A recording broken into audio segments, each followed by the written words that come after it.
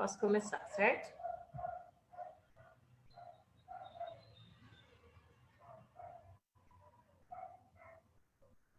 Bom, boa noite. Eu sou Ana Oliveira. Hoje nós começamos a nossa segunda sabatina eleitoral do FOPEX, nosso Fórum Permanente de Culturas de Sorocaba. O FOPEX é um espaço coletivo de discussão sobre como as políticas públicas culturais de Sorocaba são desenvolvidas. Nós somos suprapartidários e defendemos a democracia. Nós acreditamos que o voto não é a única maneira de nós exercermos a nossa cidadania e que participação popular se dá também no dia a dia, dialogando abertamente com o gestor público para que todos juntos possam construir uma cidade melhor.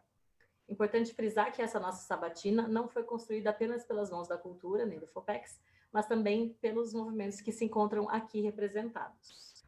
Nós temos nessa noite Helder Freza, representando o coletivo Floresta Cultural, Grace Carreira, do Fórum Permanente de Culturas de Sorocaba, FOPEX, Fina Tranquilin, representando o CONDUC, Comitê de Direitos Humanos e Cidadania, Uma Reis Sorréquia, representando a ATS, Associação Transgêneros de Sorocaba, Lucinda Silveira, representando os movimentos feministas, povos e comunidades, e a Michele Andrade, representando o movimento antirracista.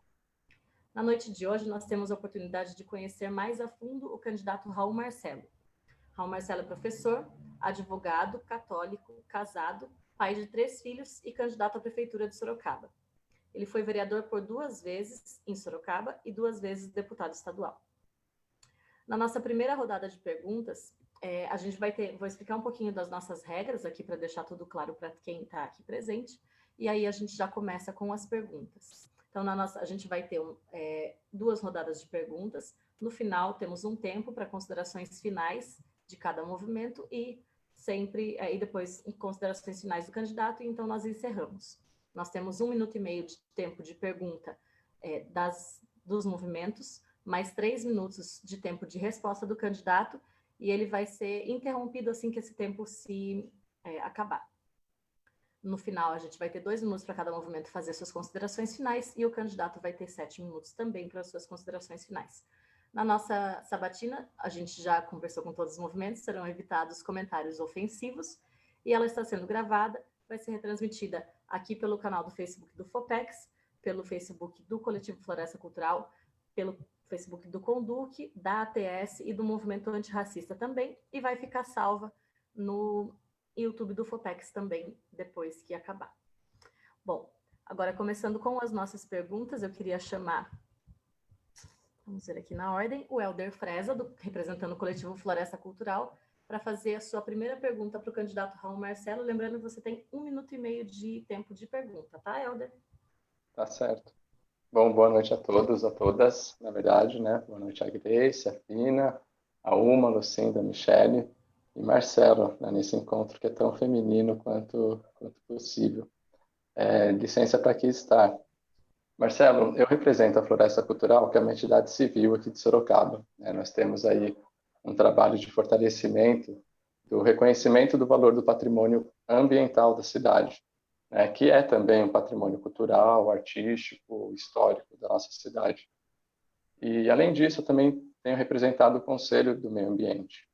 E, nesse sentido, eu tenho visto o quanto que o mercado imobiliário tem sido voraz, né, no tipo de uso do solo e nas maneiras como ele tem olhado para os nossos patrimônios que são ambientais e que deveria ser melhor zelado. No seu olhar, Marcelo, você reconhece que talvez unir essa vontade do mercado com a necessidade socioambiental que nós temos pode valorizar ainda mais o que quer ser construído, mas também o que já é construído, aquilo que já é dos sorocabanos que moram aqui, né? E se, além disso, de você reconhecer isso, você conhece algum tipo de solução que o executivo possa realizar para proteger esses patrimônios de modo eventualmente emergencial? É isso. Boa noite.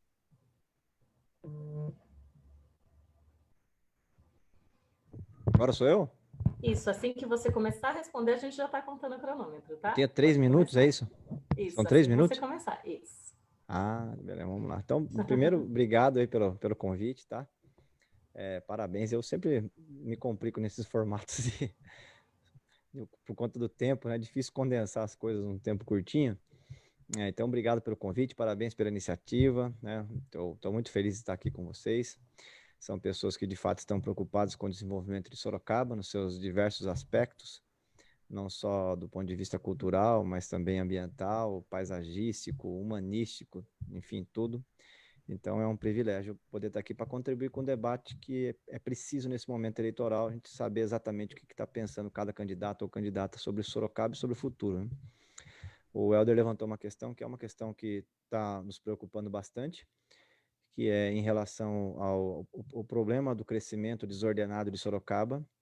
Nós já estamos com um problema de recursos hídricos hoje na cidade, a Itupararanga está no processo de degradação acelerada. O último relatório que saiu do curso de Biologia da UFSCar é assustador, né? Ainda mais agora nessa época que está chovendo pouco, o volume de esgoto, porque Ibiúna e Vargem Grande não tratam, ele fica muito grande em relação ao volume da água.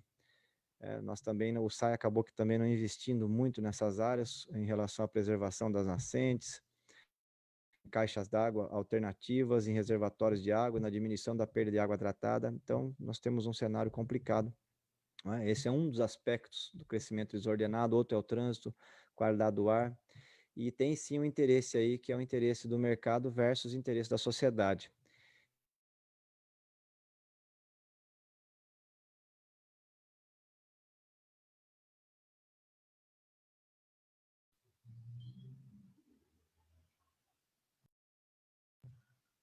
Acho que o Raul travou, gente. Eu parei a contagem do tempo aqui na hora que travou, tá? Então não sei se vocês quiserem retomada aí. Eu estava falando do equilíbrio. Cortou aonde? Só para eu ter uma ideia de onde eu retomo aqui. Você sabe a palavra? Raul, cortou. Sim, Raul, parou na hora que você tinha acabado de falar que as duas cidades vizinhas não tratam seus esgotos, né?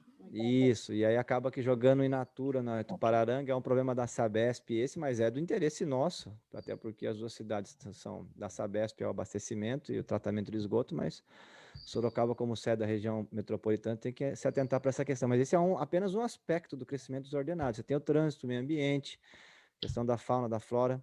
Então, você tem vários impactos do crescimento desordenado. Nós vamos ter que colocar um freio nisso.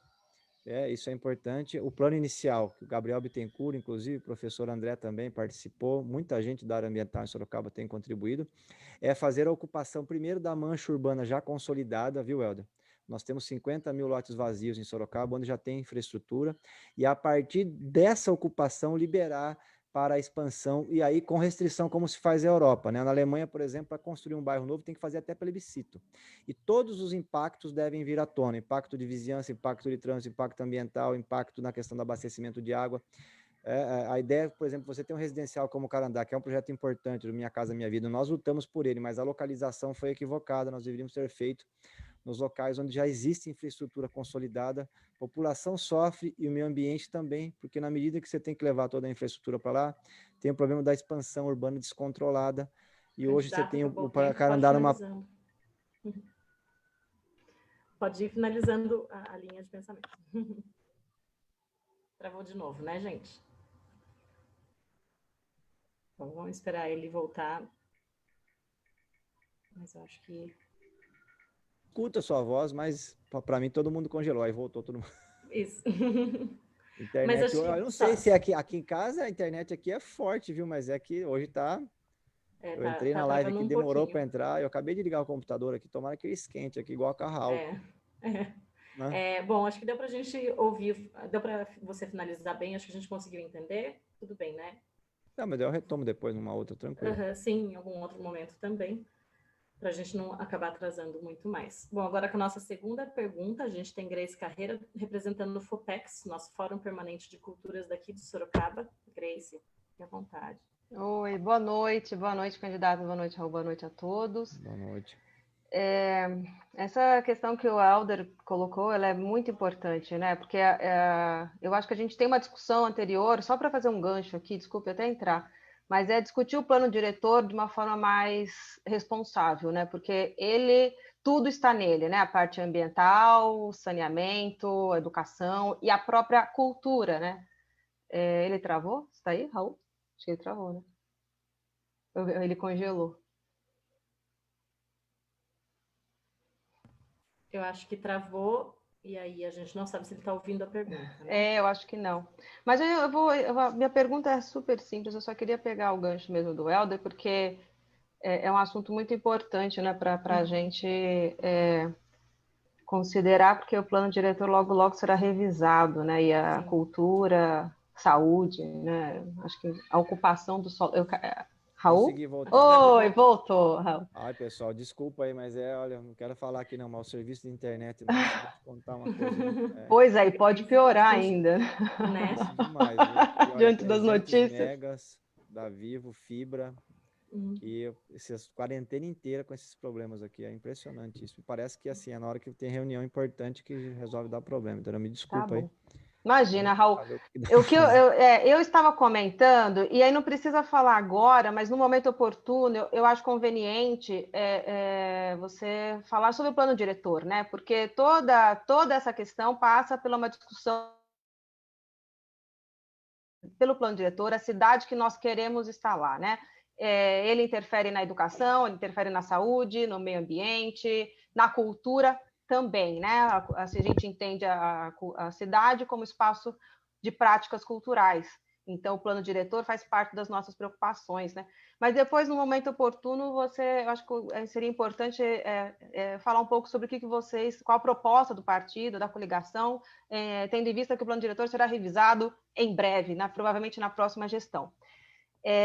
No meu caso aqui, eu vou trazer a questão para a cultura, e nós tivemos aí o anúncio de um orçamento de 0,3%, né, para a pasta do ano que vem, e isso inviabiliza qualquer ação, qualquer plano cultural, e muito menos o plano municipal de cultura, né? Ele não se viabiliza com esse orçamento. Então, a pergunta que eu gostaria de perguntar, acho que o que a gente quer saber é como que vai elevar esse orçamento, né? Qual é a proposta, não só do orçamento da cultura com a sua composição do próprio orçamento, né, da gestão pública, mas outros mecanismos, né? Quais são os mecanismos de financiamento da cultura, além do próprio orçamento, que vocês pretendem implantar? Perfeito, candidato. Maravilha. Seu tempo começa agora, 3 minutos. Tá pedindo para eu falar um pouco mais alto aqui, porque quem está acompanhando não está escutando direito, então vou subir o tom aqui, vamos lá. Obrigado, viu, Grace, pela questão. Então, o que tem acontecido com o orçamento da cultura? Eu fiz até uma explanação um tempo atrás. Nós tivemos um pico de investimentos na cultura em Sorocaba, que foi o ano de 2014, com 16.950.000 reais.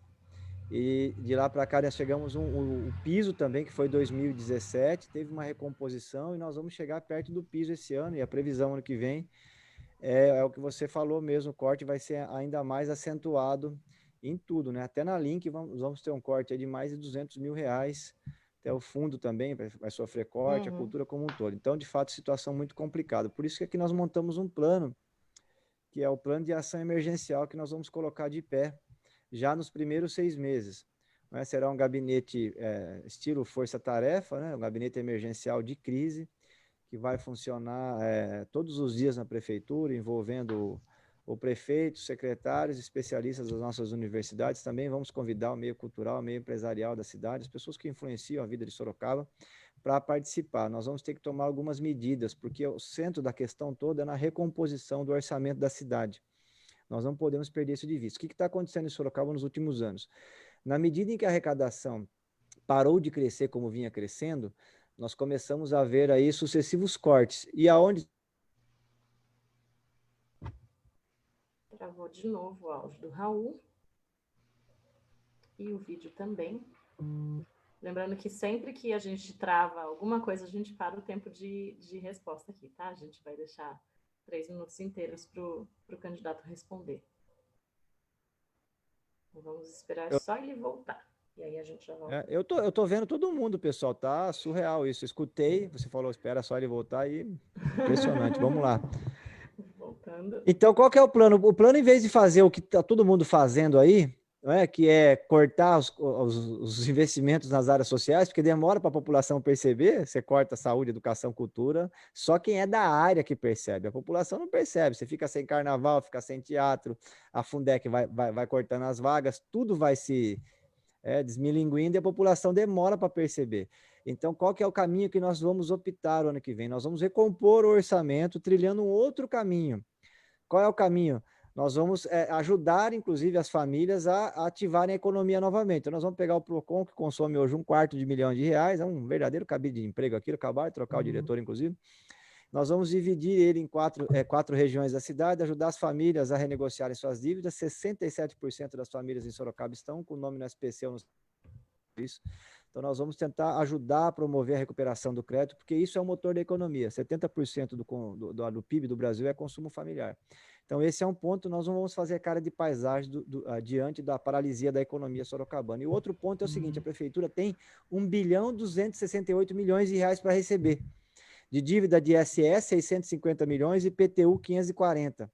Então, nós vamos lançar um novo refis ano que vem, ampliando as parcelas para 120 prestações, com desconto de 50%, dando anistia durante o período da pandemia, e anistia também para quem tem a situação de desemprego aberto, para micro e pequena empresa que quebrou na crise, em vez de ficar entrando com ação judicial. A ideia qual é? Arrecadar, levantar no mínimo 10% desse valor, que seria 120 milhões de reais. E vamos fazer também um pente fino em todos os contratos, só para concluir. Fazendo um pente fino em todos os contratos, a gente consegue mais 50 milhões, dá 170 milhões, a gente consegue manter as políticas públicas todas de pé o ano que vem, sem promover cortes. Então, nós vamos trilhar um outro caminho, diferente de todas as outras candidaturas, inclusive, vem dizendo por aí que o negócio deles é tesouro nas áreas sociais, né? Muito obrigada, candidato. Agora nós temos a nossa próxima entrevistadora, a próxima pessoa a fazer pergunta, é a Fina Tranquilin, representando o Comitê de Direitos Humanos e Cidadania, Conduc. Fina, fique à vontade, 1 minuto e meio para a sua pergunta. Boa noite a todas, todos e todas. Obrigada, Raul, por ter aceitado o nosso convite. Bom, eu estou presidente de Conduc, né? Comitê de Direitos Humanos e Cidadania de Sorocaba e região, o qual tem o objetivo de fiscalizar e denunciar as violências contra os direitos humanos. A minha pergunta, Raul, ela foi feita em conjunto com o MST de Peró, que não pôde estar aqui, né, nessa sabatina, tá? Então, diz a carta do MST São Paulo aos candidatos e candidatas às câmaras municipais e prefeituras. A crise social avança com mais de 13 milhões de desempregados e cerca de 40 milhões de pessoas vivendo de bico ou trabalho precário, e a fome já é a realidade para uma grande parcela da população sem renda e trabalho. Nesse contexto, se faz urgente e necessário pautar no município políticas públicas e programas sociais que possam fortalecer a soberania alimentar, a reforma agrária, a luta dos povos do campo e medidas ambientais que enfrentam o colapso climático. A fome e o desemprego fazem parte, ferem os direitos humanos. Te pergunto, como você irá fortalecer os programas e políticas públicas que incentivem a cultura familiar e o escoamento, comercialização e produção de alimentos diversos e saudáveis? Nossa. Candidato, 3 minutos para responder. Maravilha de questão, viu? Quase é um assunto que a gente quase não fala durante a campanha. Eu acho de extrema importância, viu, Fina? Que é o problema do que nós comemos, né? Porque no limite a gente é o que come. Então, e nós estamos hoje num país que é campeão mundial de exportação de grãos. O Brasil vai quebrar o recorde esse ano, a safra recorde. E, no entanto, nós voltamos ao mapa da fome. Então, são questões de fato contraditórias da nossa sociedade, que mostra o profundo desequilíbrio social que nós estamos imersos enquanto sociedade brasileira, país rico, a 8ª economia do mundo, mas que mantém grande parte do seu povo numa miséria absoluta. Qual que é o plano? O plano é usar o contrato da merenda, que é o maior contrato da cidade hoje, quase 100 milhões de reais. Esse contrato ele é estratégico por vários pontos. Primeiro, porque ele pode garantir o pequeno agricultor. Aqui em Sorocaba nós temos o Caguaçu, tem outras áreas também, mas na nossa região é o Cinturão Verde. Então nós vamos usar esse contrato para manter o homem fixo no campo, né? O homem, a mulher, enfim, com o contrato direto com a prefeitura. Hoje eles só cumprem a lei federal de 30%, conosco vai ser 100%. A ideia é comprar in natura. Vamos promover também feiras com a presença dos pequenos agricultores e também feiras opcionais de produtos orgânicos circulando na cidade, em vários bairros. Nós precisamos ofertar à nossa população produtos sem agrotóxicos. Enquanto o poder público não fizer a sua parte, é difícil, porque hoje, infelizmente, setores de classe média alta já consomem esse tipo de produto, mas são muito caros. Então, nós precisamos tentar levar para um preço popular para que toda a população possa comprar um ovo caipira e tal, e por aí vai. Isso aí tudo é importante para a saúde humana. Isso tem reflexo, inclusive, no sistema de saúde. A gente tem hoje uma epidemia de obesidade infantil em Sorocaba, crianças com 10 anos com diabetes, é uma coisa escandalosa isso. A gente anda na rua, vê a criançada comendo salgadinho e refrigerante o dia inteiro. E aí tem uma dificuldade, porque a família, muitas vezes desestruturada, não consegue ter uma educação alimentar adequada em casa. Então é aí que entra o governo, é aí que entra a escola. Então nós vamos abrir os restaurantes das escolas, vai ter toda uma vez por semana vai ter uma palestra de um agricultor na escola explicando como é que funciona a produção no campo. E nós vamos abrir também um restaurante, se já fizer esse acerto com os nutricionistas de Sorocaba, o restaurante escolar vai ser também um ambiente de pedagogia alimentar. E nós vamos também mudar o contrato das merendeiras. Merendeira vai ser servidora pública a partir do ano que vem, de carreira, concursada, vai entrar, vai ficar igual era na época antes do Renato Âmila. Vocês sabem, até o Renato Âmila, nunca tivemos problema em Sorocaba de ficar as merendeiras fazendo protesto, andando pelas ruas. São senhoras já com faixa, estou sem receber há 3 meses. Não existia isso em Sorocaba. Foi depois do Renato que ele resolveu fazer a terceirização. E cada empresa que entra é um calote que dá nas merendeiras. É um escândalo isso. E a gente começou a aceitar como natural ver senhoras que é responsável pela alimentação das nossas crianças, 60 mil, se perambulando pela rua com cartaz. Estou sem receber, estou sem receber. E hoje faz parte do cenário humano de Sorocaba. Esses dias mesmo teve um protesto na prefeitura, uma coisa escandalosa. Então isso tem que acabar. E a ideia é ter uma política agressiva, inclusive, de educação alimentar, porque isso vai repercutir lá no SUS na frente. 70% das nossas doenças são doenças crônicas, grande parte é diabetes e problemas cardiovasculares que resolve com alimentação. Tem até meu caso parte pessoal, depois eu conto aqui. Perfeito. Muito obrigada, candidato. Muito obrigada, Fina, que fez a pergunta. Agora nós vamos para a pergunta da Uma Reis Sorrequia, representando a Associação Transgêneros de Sorocaba, ATS. Boa noite, Uma. Você tem 1 minuto e meio para a sua pergunta. Boa noite a todas, a todos e a todos. Boa noite, Raul. Meu nome é Uma Reis Sorrequia, estou aqui representando a ATS. Recentemente, mas não tão assim, em 2015, né, a gente teve um projeto de lei que tentava proibir o uso de banheiro por pessoas de acordo com a sua identidade de gênero, né? E logo em 2016 a gente teve as discussões dos planos de educação a nível federal, estadual e municipal, e em Sorocaba a gente teve também toda uma problemática em cima de uma educação sexual e de gênero. E a minha pergunta vai numa direção aberta, um pouco ampla, mas se você e a coligação ou partido tem algum projeto, alguma ideia de uma política que atenda a comunidade LGBT, mas talvez com foco específico à comunidade trans. E, recentemente, né, a gente viu a Argentina lançando um decreto presidencial que diz sobre a cota trabalhista trans no serviço federal argentino. E, recentemente, uma candidata do seu partido, a Fernanda Garcia, lançou um projeto de lei de cota trabalhista no serviço público municipal de pessoas pretas. Você acha que é possível agir? Você acha que a sua candidatura, a sua coligação tem força para pautar uma decisão dessa, tendo em vista, né, que nenhuma categoria social, como a população trans, tem uma destinação tão enfática como 90% das meninas trans? Uma vai finalizando sua pergunta. Tem a prostituição como, né, uma recorrência e modo de trabalho e uma expectativa de 35 anos. E a gente entende que o trabalho é um dos fatores que retira essa pessoa trans desse risco de mortalidade. Raul, 3 minutos para a resposta. Muito obrigada. Eu quero agradecer a pergunta da Uma, dizer que nós temos compromisso com a comunidade LGBTQI+. Você sabe, nós temos um deputado que está exilado na Europa, porque tem mais de 1000 pedidos de assassinato no Rio de Janeiro, que é o João Willis, não pode andar no seu próprio país. É o maior escândalo internacional, o Brasil, que nós temos de assassinato de pessoas trans, né, gays, lésbicas. O Brasil é campeão mundial, é um escândalo que acontece, e não era assim o nosso país tinha uma tolerância enorme religiosa, questões sexuais, e agora nós estamos vendo aí o ódio sendo disseminado, inclusive por agentes políticos, né, por agentes políticos no nosso país. Então, eu quero dizer que nós temos um compromisso absoluto de combate à homofobia em Sorocaba. Nós vamos até as últimas consequências nessa questão.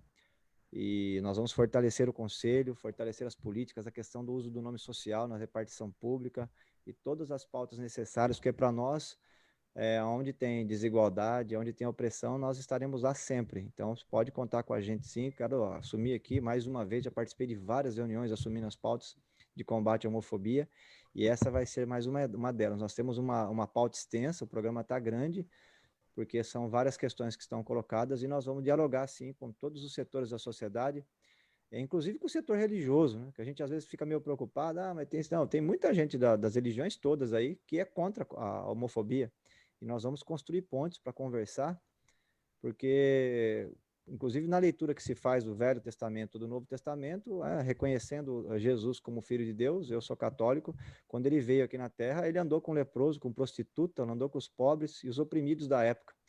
E, inclusive os vendilhões do templo, que estavam lá fazendo negociatas em nome de Deus, ele virou todas as mesas de ponta cabeça e falou que aquele não era o caminho. Então nós temos que dialogar sim, quero dizer, inclusive, que tenho conversado com lideranças religiosas nesse sentido, e tem muita gente sensível a essa pauta, e nós vamos abrir esse debate, e pode contar conosco, o movimento vai ser fortalecido em Sorocaba, porque nós precisamos de uma cidade de respeito, onde todo cidadão sorocabano seja respeitado, independente da situação de religião, questão sexual, tudo, né? Então, sorocabano, tem que ser atendido com nota máxima na repartição pública, e se tiver numa situação de opressão, tem que ter política pública, porque é o Estado que corrige desigualdade, não tem jeito, o mercado promove, o Estado tem que corrigir, e nós vamos fazer, inclusive esse projeto da Fernanda e outros projetos, eu sei também que a vereadora Yara atua bastante nessa área, tem muitas outras companheiras que atuam, podem contar conosco que vão ter lá na prefeitura um parceiro de primeira hora. Perfeito, muito obrigada, candidato, pela sua resposta. Agora nós temos a nossa próxima pergunta da noite, vai ser feita pela Lucinda Silveira, representando os movimentos feministas, povos e comunidades. Boa noite, Lucinda. Lembrando, você tem 1 minuto e meio para a sua pergunta. Olá, boa noite. Eu gostaria de agradecer a presença de todos aqui. A nossa pergunta ela foi construída coletivamente, né? Infelizmente, não temos representação étnica aqui hoje. As meninas indígenas não puderam estar conosco, mas ficaram as perguntas, né? Hoje, Sorocaba, ela tem uma diversidade étnica bem representativa, né? A gente está falando de pelo menos, entre os povos indígenas, 10 etnias diferentes presentes na cidade. E uma das coisas que a gente se preocupa muito é a permanência dessas pessoas aqui, né? Está cada vez mais difícil os programas do governo federal que garantem a permanência dessas pessoas. Então, Raul... Eu caí bem na permanência. Parabéns a Vivo. Está botando a minha presença na reunião. Sim, a gente estava discutindo, Raul, aqui a permanência dessa diversidade étnica na cidade, né? Então, a gente gostaria de saber como você pretende tornar mais acessível aos povos indígenas, quilombolas e demais comunidades tradicionais as leis de incentivo à cultura da cidade, sendo que o atual modelo é extremamente excludente. Candidato, 3 minutos para a sua resposta. Muito obrigada. Nós temos que promover o equilíbrio. O Brasil é formado por basicamente 3 grandes etnias, né? Afro-europeia. O vídeo do candidato e o áudio travaram, vamos esperar ele voltar. A gente já parou de contar o tempo também. Assim que ele voltar, a gente já retoma tudo, tá, pessoal? Não há o que fazer aqui, eu só aguardar. Voltei? Voltou. Agora sim, voltamos a contar o tempo. Então, vamos aproveitar o tempo aqui e a ajuda da internet. O Brasil é formado por 3 grandes etnias, a rigor, que é a afro-europeia e a indígena, com a maior matriz a Tupi, deram o nome de quase todas as cidades aqui do interior de São Paulo, Sorocaba, Piracicaba, né? Sorocaba, terra rasgada na língua Tupi, e nós temos que promover esse equilíbrio. É claro que onde se fundiu, você tem na região de Pernambuco a cultura crioula, no sul a cultura gaúcha, aqui no interior de São Paulo a cultura caipira, e assim sucessivamente nas regiões onde acabou tendo uma fusão e uma mistura, às vezes com maior acentuação, no outro com menos. Tem a representação do homem do campo sertanejo também, que é a cultura tradicional nordestina. Nós vamos promover todas essas culturas que eu acho que são todas importantes. Existem experiências e instituições que já trilharam esse caminho. O caso, por exemplo, da UFSCar é um caso exitoso. A UFSCar tem uma presença da população negra grande, inclusive de indígenas, todos com políticas de ação afirmativa. Logo mais nós vamos ter aí vários cientistas saindo da UFSCar do movimento negro, e nós temos que promover essas correções. Eu fico muito triste como advogado, entro no fórum, entra ano e sai ano, e não vejo um juiz negro, nem um promotor negro, indígena, então, meu Deus do céu. E nos sistemas de saúde também não. Então, e a única forma de combater os preconceitos é promover a convivência. Não tem jeito. Porque falar em pagar a dívida é uma dívida que é impagável. Às vezes eu vejo pessoas, né, falando, não, eu tenho que pagar a dívida com o movimento indígena. Como é que vai pagar uma dívida se tinham 40 milhões, milhões de indígenas que morreram por vítimas de uma guerra biológica das doenças que vieram da Europa para cá, outros escravizados, é o mesmo que aconteceu com os afro-brasileiros que foram trazidos da África para cá, não tem dívida que pague isso, não é? Então, assim, o que nós precisamos fazer para combater o racismo é promover o equilíbrio, a convivência. Na medida que o jovem negro ocupa cargos de poder, o jovem indígena é propiciado que ele possa ser professor, juiz, promotor, ocupar espaço de poder na sociedade, a gente vai promover essa igualdade. Eu assumi o compromisso com o movimento de mulheres e o movimento negro, metade do nosso secretariado será composto por mulheres, e nós vamos ter uma preponderância enorme também de membros do movimento negro, homens e mulheres, indígenas. Podemos conversar, eu acho que é importante também, não tive contato aí durante essa campanha com nenhuma liderança do movimento indígena, mas fica aqui aberto, vou deixar meu zap aqui depois, a gente marca uma reunião, mas com certeza nós temos que promover as escolas, os bairros, centros de tradições, né, como tradição nordestina, tradição gaúcha, entendeu? Desde a sociedade ou desde o Estado, a gente tem que promover essa integração cultural e promover essa representação cultural nas artes, na cultura, no cinema também, que é muito importante. O governo tem que fazer isso no Brasil, infelizmente, porque o bombardeio também de culturas internacionais estrangeiras no nosso país é muito grande. Muito eu não sei, eu tô perdido no tempo aqui. Tem mais alguns segundos ainda? Acabou? Não, agora acabou. Agora acabou. Você acabou certinho. Na hora que eu falei que era para finalizar... complicado também, né? Tá ótimo. Muito obrigada, candidato, pela resposta. Agora nós temos a Michele Andrade, representando o movimento antirracista. Michele, 1 minuto e meio para a sua pergunta. Boa noite, gente. Boa noite, Raul. Tá dando para escutar bem? Sim. Tô escutando. Eu represento o movimento antirracista daqui de Sorocaba. Fomos nós que organizamos a manifestação que teve, as ações das cruzes que a gente colocou pela cidade.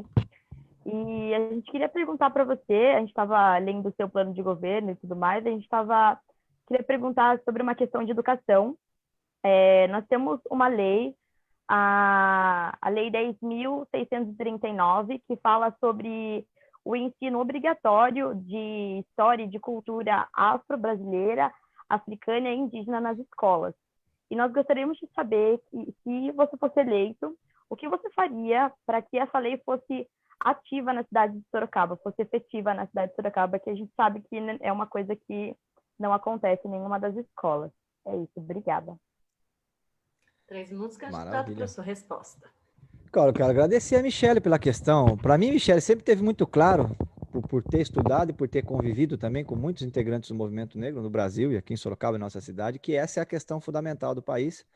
O problema central do Brasil é a desigualdade, e a desigualdade do nosso país tem um traço racial, claro, ululante, só não vê quem não quer, né? Só quem faz a política do avestruz que não quer enxergar isso aí. Então, essa é a questão central. Eu trabalhei sempre nisso, eu sou autor do feriado do Zumbi dos Palmares aqui em Sorocaba, sempre apoiei o movimento negro, e nós vamos promover a cultura negra em Sorocaba através da educação, né, da cultura também, de várias outras formas. Depois a gente pode tratar aqui do programa Sorocaba Solidária, tem vários pontos importantes do programa que vão estar ancorados em cima desse ponto.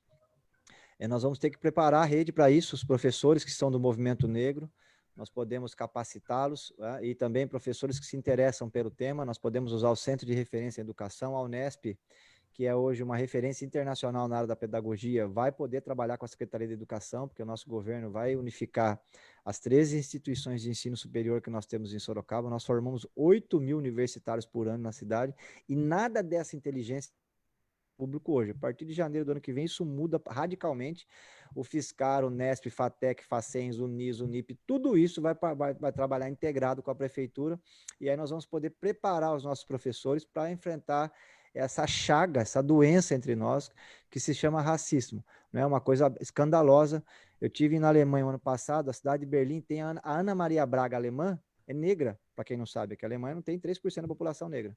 Então, a maior referência de culinária na Alemanha, que fica com os alemães toda manhã ensinando a cozinhar, é uma mulher negra. Então, quero dizer que é o seguinte, a Alemanha tem mais negros na televisão que o Brasil. Então, nós somos um país doente.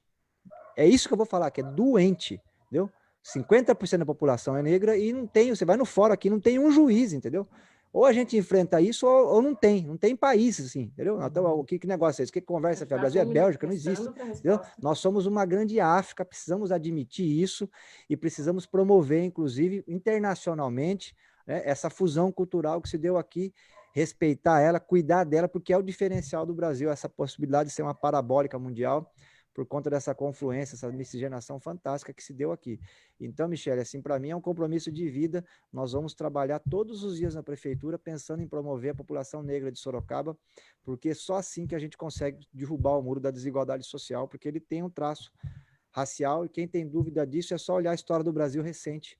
Quando chegaram os médicos cubanos no Nordeste, desceu do aeroporto um homem negro, médico, e uma médica postou na rede social que não queria, nem nunca ia atender com ele, que ele parecia um empregado doméstico da casa dela. Então é isso que é o nosso país. Nosso país é um país doente, essa doença precisa ser encetada. No começo vai sair bastante pus, porque sai mesmo, sempre quando tem um tumor ali você mexe, né? Mas depois a gente consegue fazer uma higienização ali, passar uma acetona, uma água oxigenada, fazer um curativo e vai com o tempo, vai cicatrizando, e a cicatriz é a convivência entre jovens e negros e brancos nos bancos escolares, no judiciário, nas faculdades de medicina. Talvez daqui 2, 3 gerações a gente olhe para o passado com vergonha, mas com muita esperança e com honradez aqueles que lutaram nesse tempo presente contra essa situação abjeta que a gente vive hoje. Muito obrigada, candidato, pela sua resposta. Agora a gente finalizou a nossa primeira rodada de perguntas da sabatina e começamos então a segunda rodada. Como a gente está com tudo muito tranquilo aqui, não tenho nenhuma consideração a fazer. Retomando, então, nossa primeira pergunta vem novamente do Helder Freza, representando o coletivo Floresta Cultural. Helder, 1 minuto e meio para a sua pergunta. Perfeito. Bom, Marcelo, levando em consideração essas últimas pautas levantadas pela Lucinda, né, sobre a diversidade, pela Michele também, pela diversidade étnica e pela permanência na cidade, nós, da Floresta, nós temos esse olhar também da importância que é valorizar isso, a diversidade que temos em nós. E, de alguma maneira, a gente enxerga que o patriarcado, que seria, de certo modo, representado na cidade por forças como do mercado imobiliário, são fortes, né? E a necessidade que temos de unir, dialogar e fazer pontes, como você comentou, né? Não desafiando esses poderes, mas mostrando caminhos, alternativas para que a gente possa justamente trazer alternativas de rendas para esses agentes e famílias que trabalham a arte e a cultura na cidade. Então, na Floresta, nós sonhamos com essa promoção de valorização das áreas verdes e, no nosso caso em específico, de mudança de um planejamento, de um loteamento, né, fechado, feito em uma área de preservação permanente, né? Isso, quem diz, é um auto de infração da Polícia Ambiental, que foi contestado por um laudo cronologicamente posterior à obra, né? O que no nosso direito difuso e coletivo da sociedade civil está sendo olhado pelo jurídico, né? Nós estamos levando isso ao fórum através da entidade civil. Mas o que eu queria reafirmar era justamente isso, como que, veja, hoje a gente está perdendo alguns patrimônios por conta de órgãos como a CETESB, né, que é do Estado, e que faz o valor disso. A SEMA hoje, que é a Secretaria do Ambiente, não tem profissionais que possam fazer isso. Como que você vê que a cidade pode cuidar dos maus tratos que o próprio Estado, eventualmente, pode estar fazendo, né, no município?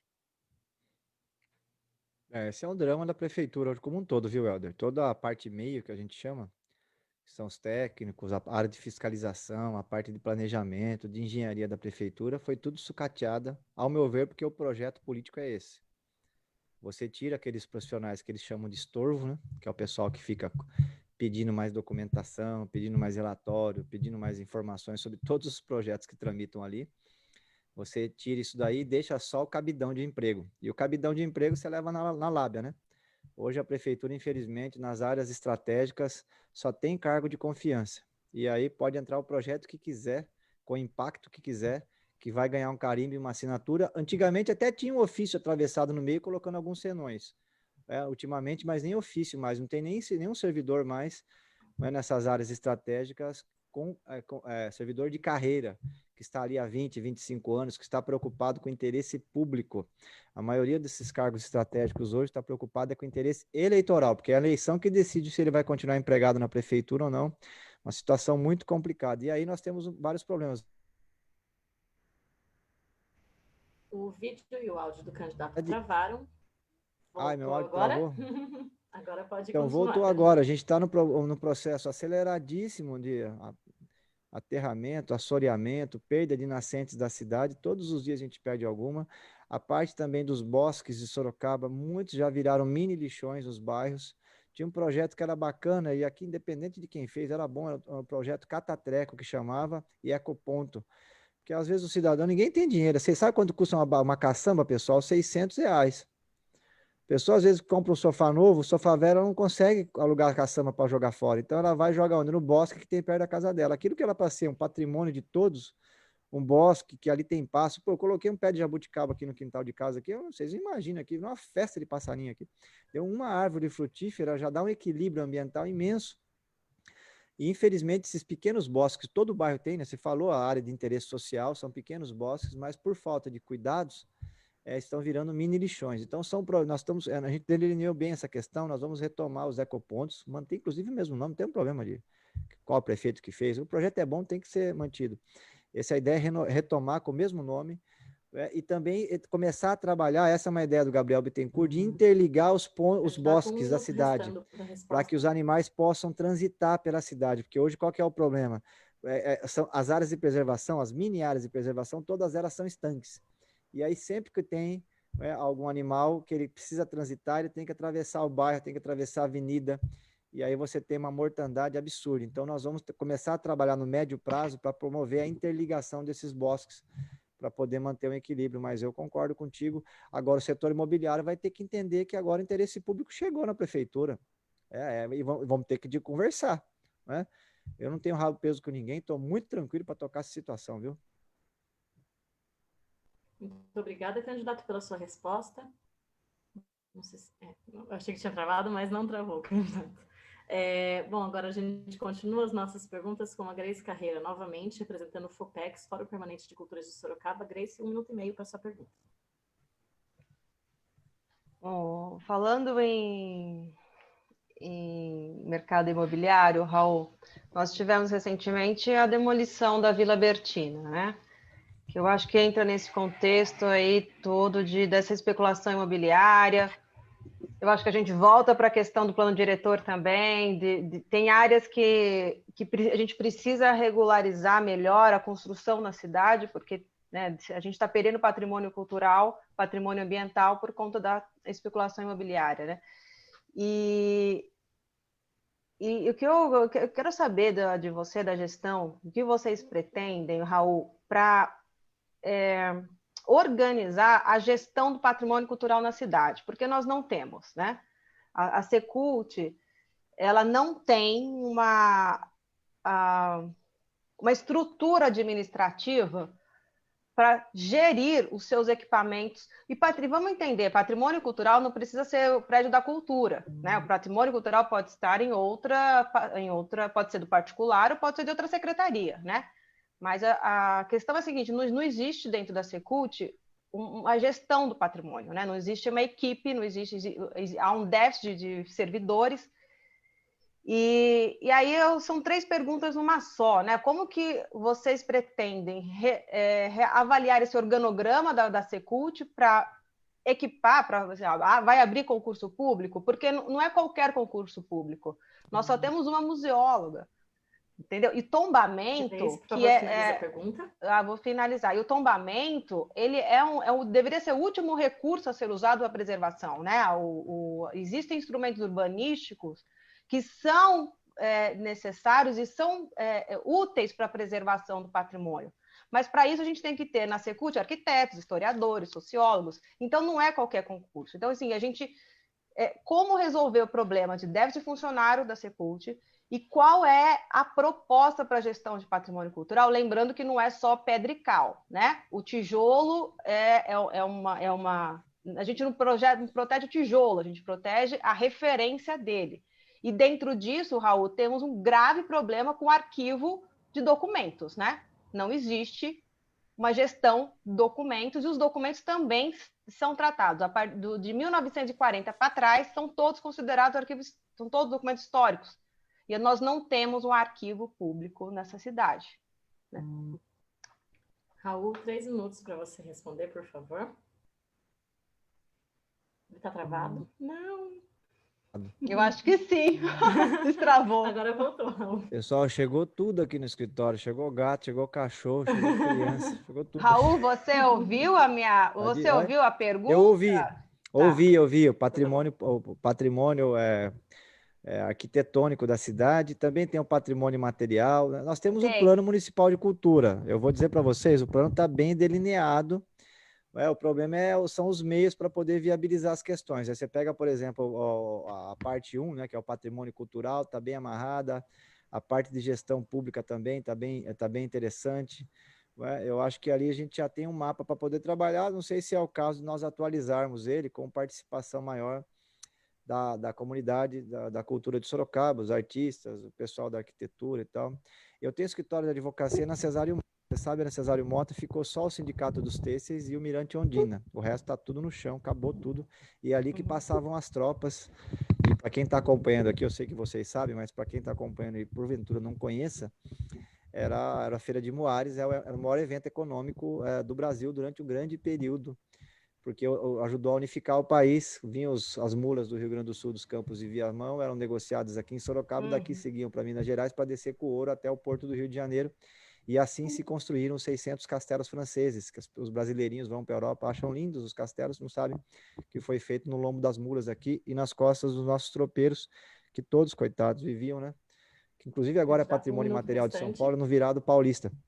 Então, qual que é a questão que é importante?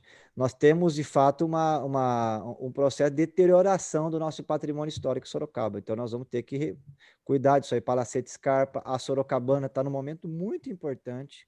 A empresa quer entregar a concessão para a União de volta. Então, o próximo prefeito ou prefeita vai decidir essa questão. Eu acho que já é hora de nós trazermos isso para o patrimônio do município e cuidarmos, porque está no coração do sorocabano também, o entroncamento, né, nosso da Sorocabana. Então, nós ainda temos muitos prédios importantes, só que nós vamos ter que fazer uma recomposição do RH, isso aí todos os funcionários da Secretaria da Cultura dizem o que você está dizendo, Grace. De fato, a situação é muito complicada, a gente não tem os técnicos para acompanhar. O Ministério Público já chegou a fazer um relatório em Sorocaba, dando conta dessa situação, que a gente não tem as pessoas para fazer os levantamentos, os inventários, os estudos, e por aí vai.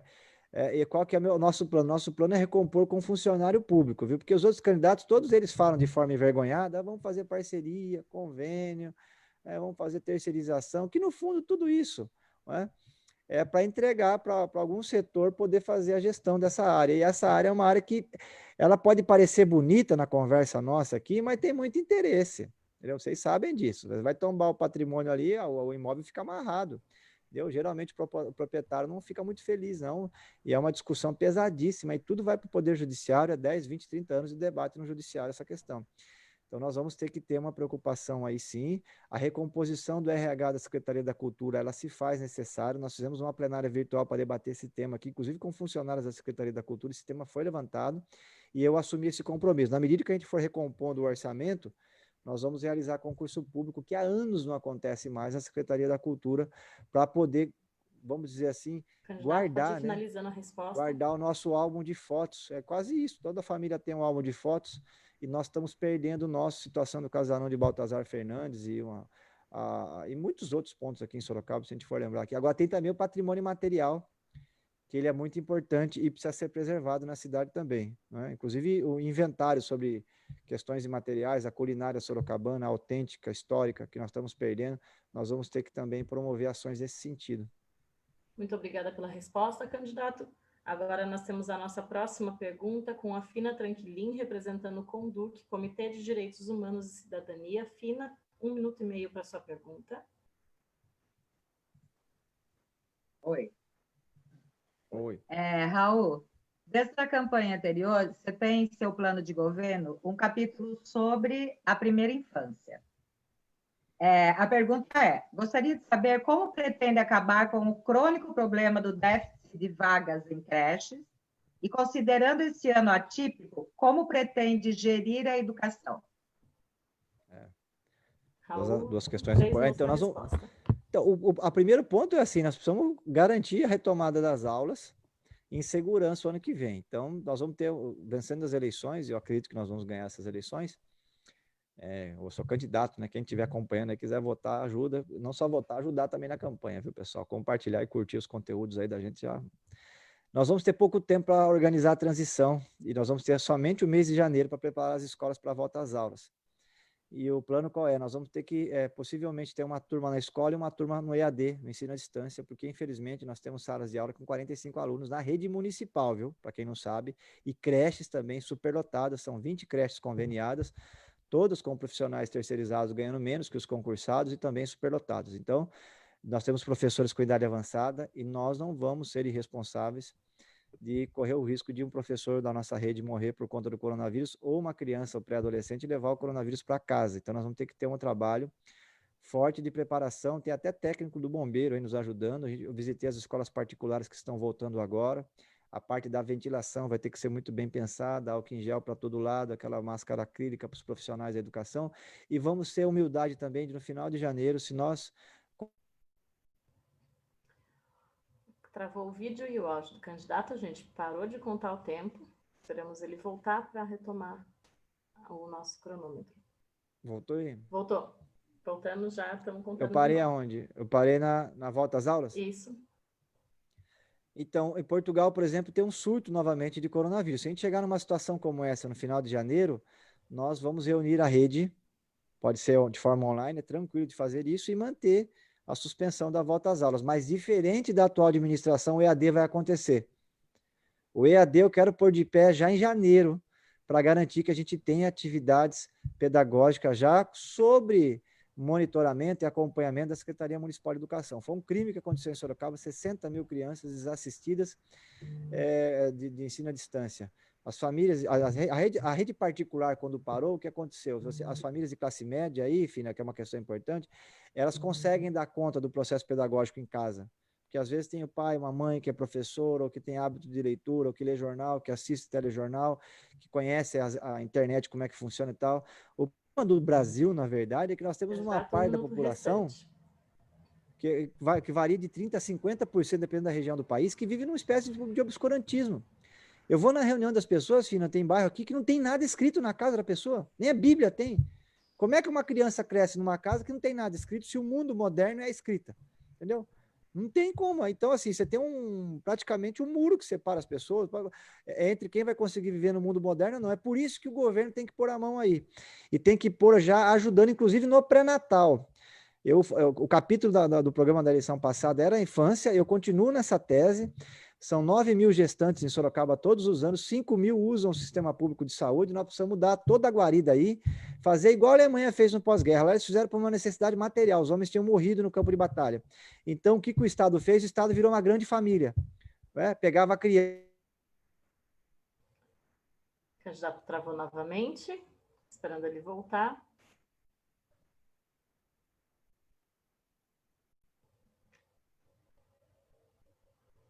Eu caí de novo aí, tá, mas tá difícil aqui.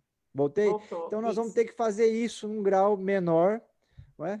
Que é o Estado cumprir essa função que para as famílias de classe média alta é uma questão que eles acham, inclusive, que é natural, né?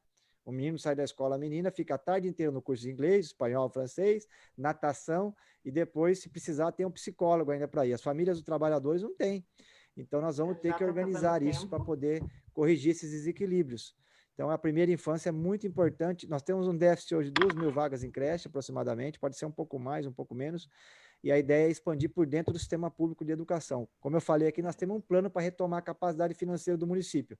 Na medida que a gente vai equilibrando, a gente vai desenvolvendo por dentro do setor público, porque também está cheio de denúncia aí. Ele travou de novo, mas agora a gente também já poderia finalizar a resposta dele, acho que deu para ela ter um começo, meio e fim. Só esperar ele voltar para eu passar para a próxima pergunta.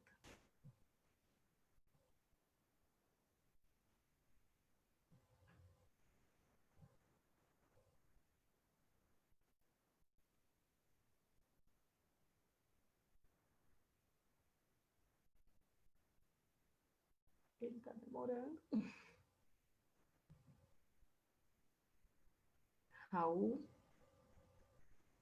Demorando agora, hein? Peço agora retomou. Para vocês, viu? Fique Fazer tranquilo. um relatório aqui para Vivo. Né? Fala, olha, eu estava na sabatina do E o Fopex, 5G que não entra no vários Brasil movimentos, nunca. O Bolsonaro né? não quer deixar o 5G vir para cá, nós vamos depender do cabeamento. Exatamente, do cabeamento que não existe. Bom, vamos lá, então, agora a nossa próxima pergunta será feita pela Uma Reis Sorreca novamente, representando a ATS, Associação Transgêneros de Sorocaba. 1 minuto e meio para a sua pergunta. Eu vou fazer uma pergunta um pouco mais objetiva. A gente sabe que existe um histórico de exclusão, né, e de violência que as pessoas trans vivem, né, aqui na cidade de Sorocaba.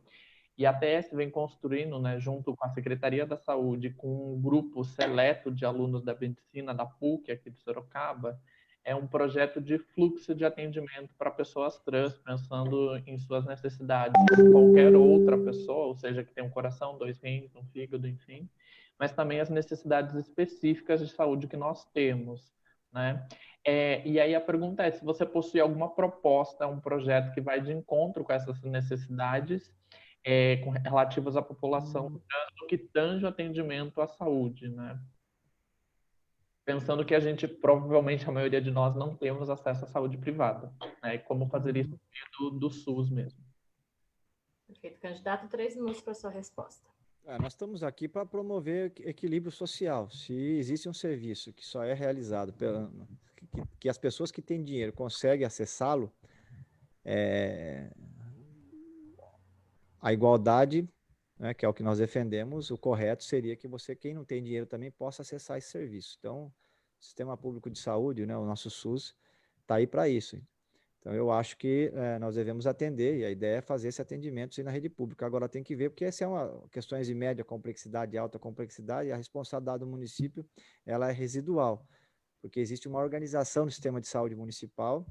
A gente tem os postos de saúde que fazem o primeiro atendimento, que é hoje o maior gargalo na cidade. A gente está com 200 profissionais de enfermagem a menos do que nós tínhamos em 2016. Hein? E de lá para cá, nós tivemos 21 mil trabalhadores com carteira de trabalho assinada que perderam plano de saúde, que foram para a rede pública. Então, aumentou o contingente e diminuiu o número de funcionários, aí dá bom. Ia dar uma crise na saúde, com certeza, né?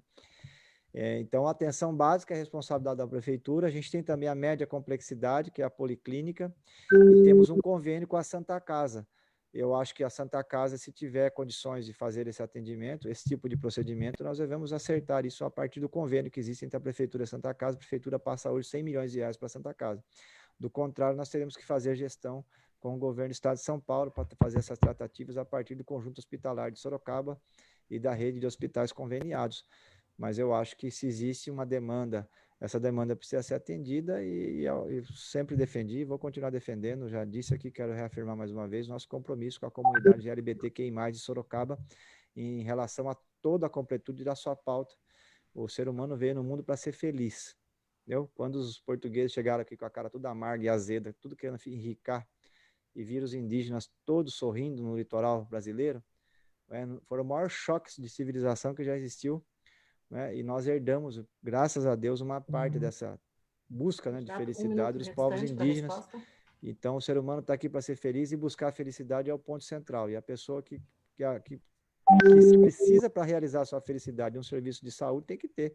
Então, pode contar conosco, né, nessa questão e depois a gente senta aí com o movimento. Eu já assinei uma carta bem extensa, Vilma, depois eu te mando, com vários pontos importantes da comunidade LGBTQI+, aqui da cidade. Eu não vou lembrar tudo de cabeça agora, que é tanta coisa, mas depois eu te mando, lá tem bastante coisa, questões detalhadas que a gente está incorporando, mas a ideia é ter um sistema público de saúde que atenda a todos.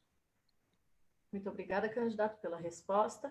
Agora, a nossa próxima pergunta será feita pela Lucinda Silveira, representando os movimentos feministas, povos e comunidades. Lucinda, 1 minuto e meio para sua pergunta. Você consegue desligar seu microfone, por favor? Raul, como já citado por você mesmo, as feiras elas fazem parte, né, da construção histórica de Sorocaba. A gente sabe que são espaços de coletividade que permitem troca de saberes, apresentações e ainda geram viabilidade financeira, principalmente para artistas independentes, mulheres, povos indígenas e demais comunidades. A gente gostaria de saber quais são as suas propostas para fomentar esses espaços culturais. Candidato, 3 minutos para sua resposta. Eu já vi em algumas cidades de Minas Gerais, Lucinda, na ponta da feira, atividades artísticas acontecendo, porque é um ponto de aglomeração. E é uma coisa que eu achei muito bonita. Em Campinas, uma época, chegou até a ter creche, né? Tinham palhaços para fazer brincadeira com as crianças, para que os pais pudessem fazer as compras nas feiras. Eu acho que a feira em Sorocaba aqui, ela está pobre do ponto de vista cultural. Hoje só é uma relação de mercado, a pessoa vai lá, compra e vai para casa. E ao DNA da cidade, né? Porque a cidade surgiu a partir das feiras de mulas, né? Dos moares, cresceu assim, foi um ponto importante da nossa história. As feiras, elas são grandes geradoras de emprego na cidade e estão tentando dificultar ao máximo. Só para vocês, não sei se vocês estão sabendo aí, agora estão querendo fazer licitação em ponto de feira em Sorocaba. É uma coisa que, sim, não existe isso em lugar nenhum no Brasil. E imaginem vocês, se o Talce quiser entrar, porque licitação, quem dá o maior preço leva. Daqui a pouco nós vamos ter até McDonald's nas feiras, nas cidades. Então, assim, feira é uma questão de tradição, tradicional. E a ideia é manter as que já estão, estimular a feira noturna, estimular atividades culturais na feira, porque é um ponto de aglomeração humana importante. Ter feiras também de produtos orgânicos e feiras de pequenos agricultores na cidade. Vou citar só um equipamento público importantíssimo que é hiper subutilizado, que é o Distrital, por exemplo, que lá já teve até a agência do Banco do Brasil, é um equipamento enorme, maravilhoso, e está completamente deteriorado. Se der um banho de tinta nele, uma arrumada nele, colocar artistas para se apresentarem ali, né? Colocar o pessoal do artesanato, fazer uma divulgação, colocar circuito de palestras, de teatro ali, fica um lugar maravilhoso de se frequentar. Ele tem vários acessos importantes, lugar para estacionar carro. Então, não precisa nem construir equipamento novo, até porque a gente não tem dinheiro. A ideia é dar novo significado aos equipamentos que já existem. Nós vamos montar o circuito de teatro em Sorocaba a partir das escolas, por exemplo. Não tem, vamos ficar construindo teatro, né? A ideia é usar o equipamento público que a gente já tem. Então, o plano inicial é estimular bastante a questão das feiras e usar as feiras, inclusive, como espaços culturais. Já tem uma no centro, né, que acontece, acho que a cada 15 dias, uma vez por semana, que enche de gente, mostra que, de fato, tem apelo social esse tipo de iniciativa, com pouca coisa, um banheiro químico, um incentivo de participação artística ali. As pessoas estão, ainda mais depois dessa pandemia, está todo mundo carente de se encontrar, né, de rever os amigos, tá? Eu acho que o ano que vem a demanda por atividades coletivas vai ser enorme em Sorocaba. A prefeitura tem que dar vazão para essas coisas. Muito obrigada pela resposta, candidato. Agora, partindo para a nossa última pergunta, que vai ser feita pela Michele Andrade, representando o movimento antirracista. Michele, 1 minuto e meio para a sua pergunta.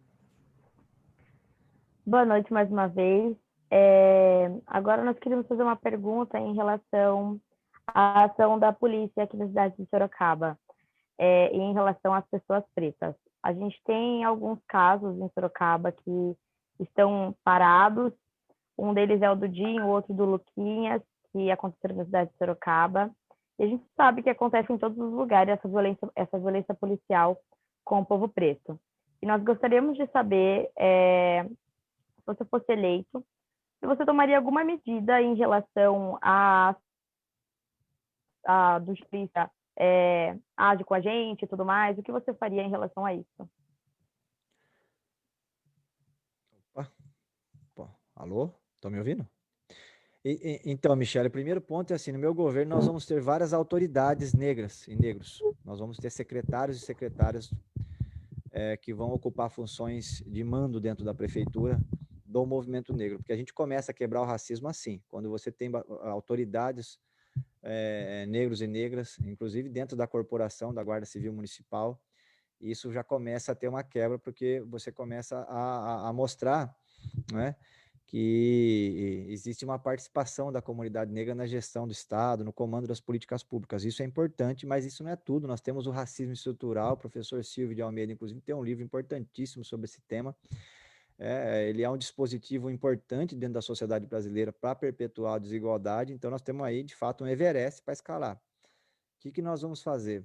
Da parte que nos cabe de competência, a Guarda Civil Municipal, nós vamos ter que ter, a escola da Guarda Civil Municipal vai ter que ter esse tema. Então, a ideia é ter cursos sobre abordagem comunitária e a questão do racismo vai ser discutida por todo o guarda. E aquele que pisar na bola vai tomar processo administrativo, vai ser expulso da corporação, já falei aqui, vai ser a mão dura, porque racista e nazista eu não admito, entendeu? Não foi pouco que a humanidade lutou para colocar os nazistas para correr e para transformar racismo em crime. E nós não vamos retroceder agora, né? E suspeita de violência policial da Guarda Civil Municipal em qualquer abordagem.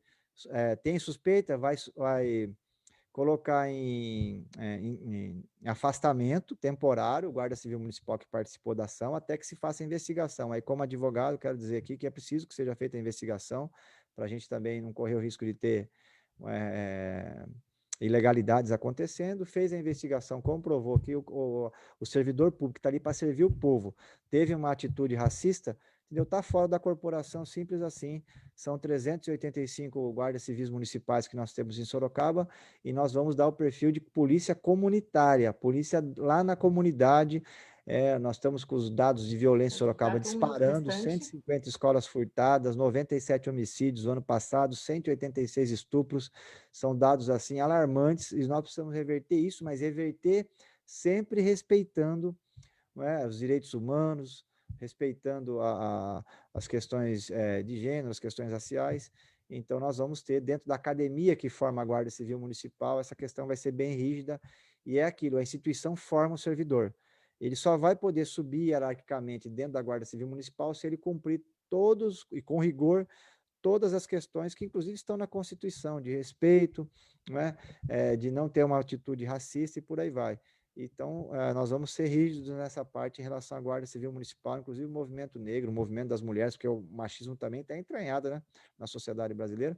Nós vamos ter muitos cursos desses para os guardas civis municipais em nossa cidade. Já fiz reunião com eles, inclusive já disse como que nós vamos trabalhar e fiquei muito feliz que recebi apoio de muitos guardas civis municipais que acham que é a hora de nós termos, de fato, uma abordagem diferente na nossa Guarda Civil comunitária e espero que um dia a gente possa ter também isso na Guarda Civil, na Polícia Civil e na Polícia Militar do Estado de São Paulo.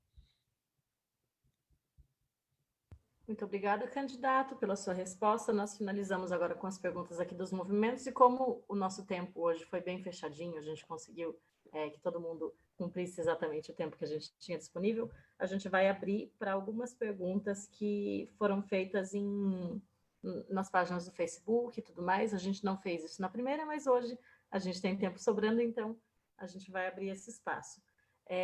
Eu não sou a pessoa que está acompanhando as redes sociais, então gostaria de ver quem que vai fazer as perguntas aqui para a gente. Pode abrir o microfone e fazer a pergunta para o candidato, tá? Fiquem à vontade. Posso fazer uma pergunta para o Raul, enquanto olha aí o chat? Pode. Enquanto vocês olham as redes sociais? Ô, Raul, você estava falando isso agora da segurança nacional, da segurança municipal e tal, eu lembrei dos bairros da periferia. Há um tempo atrás, o Hudson fez um auê aí na cidade, né? Dizendo que ia acabar com o pancadão e tal. E aí nós pedimos para ele uma reunião com alguns membros e alguns comitês, e o Conduc estava junto, né? E aí a gente foi ouvir o que ele tinha a dizer. E o que ele tinha a dizer é que ele ia botar a polícia, né, ou a guarda municipal, nas redes sociais, fiscalizando quando houvesse o pancadão, e aí ele ia chegar lá com a polícia antes e não ia deixar o pancadão acontecer. E aí a gente perguntou para ele se ele tinha algum projeto cultural, então, para os jovens da periferia, né? Porque se não tem projeto cultural na periferia, como que você vai acabar com o único projeto cultural que tem na periferia, apesar dele não entender que isso é um projeto cultural? Então, eu queria saber de você, né? Já que você falou disso, qual serão as suas ações da periferia para que a gente possa rever a questão do pancadão ou seja uma coisa mais segura? Maravilha, obrigado pela pergunta, Fina. Só para contar para vocês aqui, eu faço mestrado na PUC em São Paulo, né?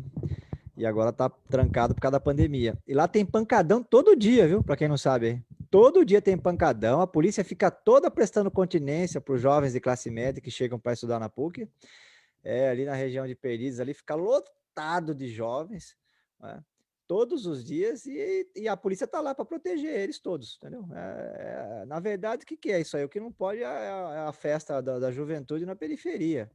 E aí mistura racismo com política contra jovem pobre, entendeu? E vai um monte de coisa aí no meio.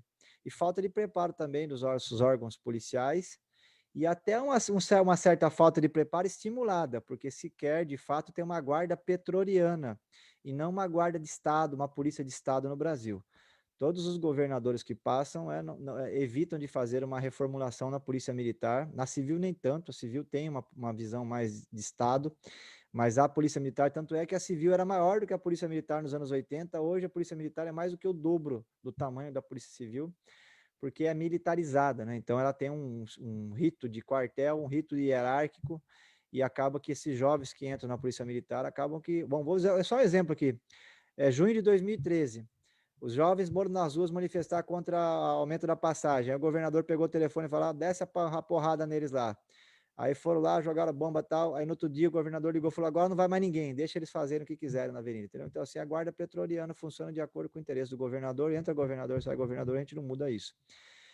A minha candidatura é a prefeito, nós vamos mexer com as questões da cidade, a Guarda Civil Municipal vai ter caráter comunitário, e o guarda que não quiser tá fora, simples assim, é processo administrativo e vai espernear na internet, entendeu?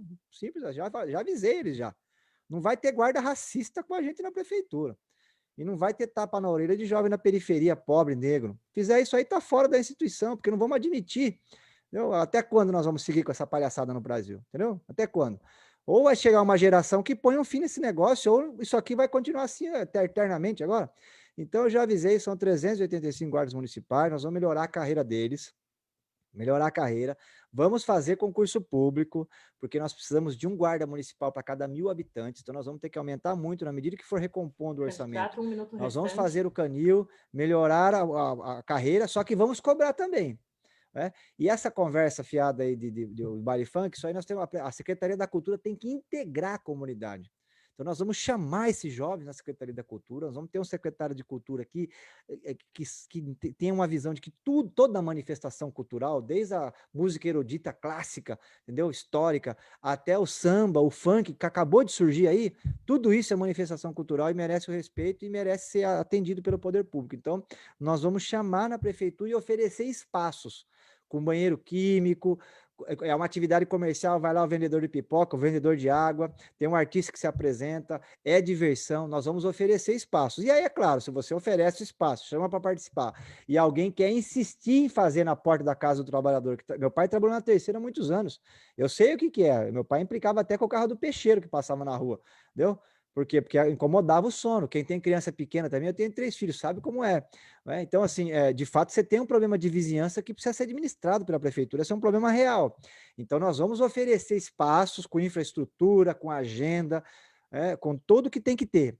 E se algum grupo, e aí independente da questão cultural, que quiser continuar fazendo em locais inapropriados, perturbando a vizinhança, aí tem que entrar a mão pesada do Estado, chegar lá e, meu amigo, não pode. Nessa época aqui não pode nada, né? Porque a aglomeração está proibida.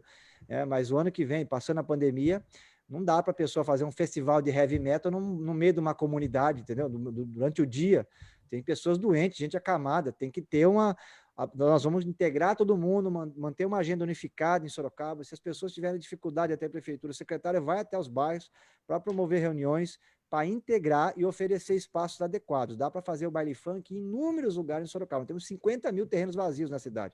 Entendeu? Lugar aqui é que não falta. Os jovens de classe média alta não fazem as festas rave. Uma semana com o som no último de festa. Então, assim, é uma coisa só de organizar. E aí, quem quiser fazer fora da lei, em tese, aí nós temos que chegar lá e fazer a abordagem. Muito obrigada, candidato, pela resposta. A gente vai trazer mais uma pergunta aqui do chat, quer dizer, agora a pergunta sim do chat, e depois a gente já parte para as considerações finais, como estava no nosso roteiro. Bom, boa noite a todo mundo. Trazendo aqui a questão do chat, quando o Raul fala em relação aos alimentos, né, a cadeia alimentícia e tudo mais, Alexandre perguntou aqui no chat como brigar com as grandes corporações de alimentos. Candidato, 3 minutos para sua resposta. Obrigada, menina. Eu ando de carro blindado por causa disso, né? Turma fala, por que o Raul anda de carro blindado? Porque o Celso Daniel não andava, o Toninho em Campinas, eu tive uma reunião com ele 15 dias antes dele ser assassinado, ele queria mexer no controle no contrato do transporte lá. Então, assim, eu já me preparei pessoalmente, do ponto de vista familiar, inclusive, para poder enfrentar esse desafio. Eu vou rever todos os contratos da prefeitura. A campanha nossa está sendo feita por contribuição pela internet e pelo fundo partidário, então não tenho rabo preso com ninguém. Quem tiver, aliás, eu sei que eles monitoram todas as reuniões, todas as áreas que eu participo, então já pode anotar aí. Quem está pendurado na prefeitura com um contrato fraudulento já pode embarcar na candidatura dos outros, que está cheio de gente aí que aceita maracutaia, então vai para lá. Aqui não, com o Raul não. Então vou ter liberdade, porque do contrário nós não vamos ter dinheiro no que vem. É simples assim. Ou a gente revê os contratos ou corta na área da social. E se for para fazer política igual os outros estão fazendo, eu vou falar para vocês, eu continuo tocando meu escritório, tocando minha vida pessoal, entendeu? Que é muito bem organizada, graças a Deus. Hoje não sou deputado nem vereador e toco a minha vida tocando ela.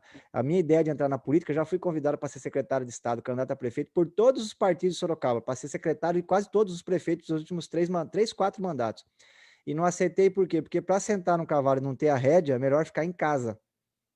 Então, se for para ir para a prefeitura, é para fazer diferente. É para passar um pente fino nos contratos, levantar 50 milhões, renegociar a dívida da prefeitura com as empresas, com as famílias, levantar mais 120 milhões, organizar financeiramente a cidade e pôr as políticas públicas de pé. Porque se for para cortar na área social, elege aí, tem 7 comigo, né? São 8 candidatos, tem mais 7 lá que vão fazer isso, viu? Vão terceirizar, privatizar, fazer convênio, cortar nas áreas sociais e manter o esquema que já vem sendo montado aí há muitos anos em Sorocaba e do ponto de vista nacional também, algumas coisas estão acontecendo nesse sentido, sobretudo depois do Temer para cá.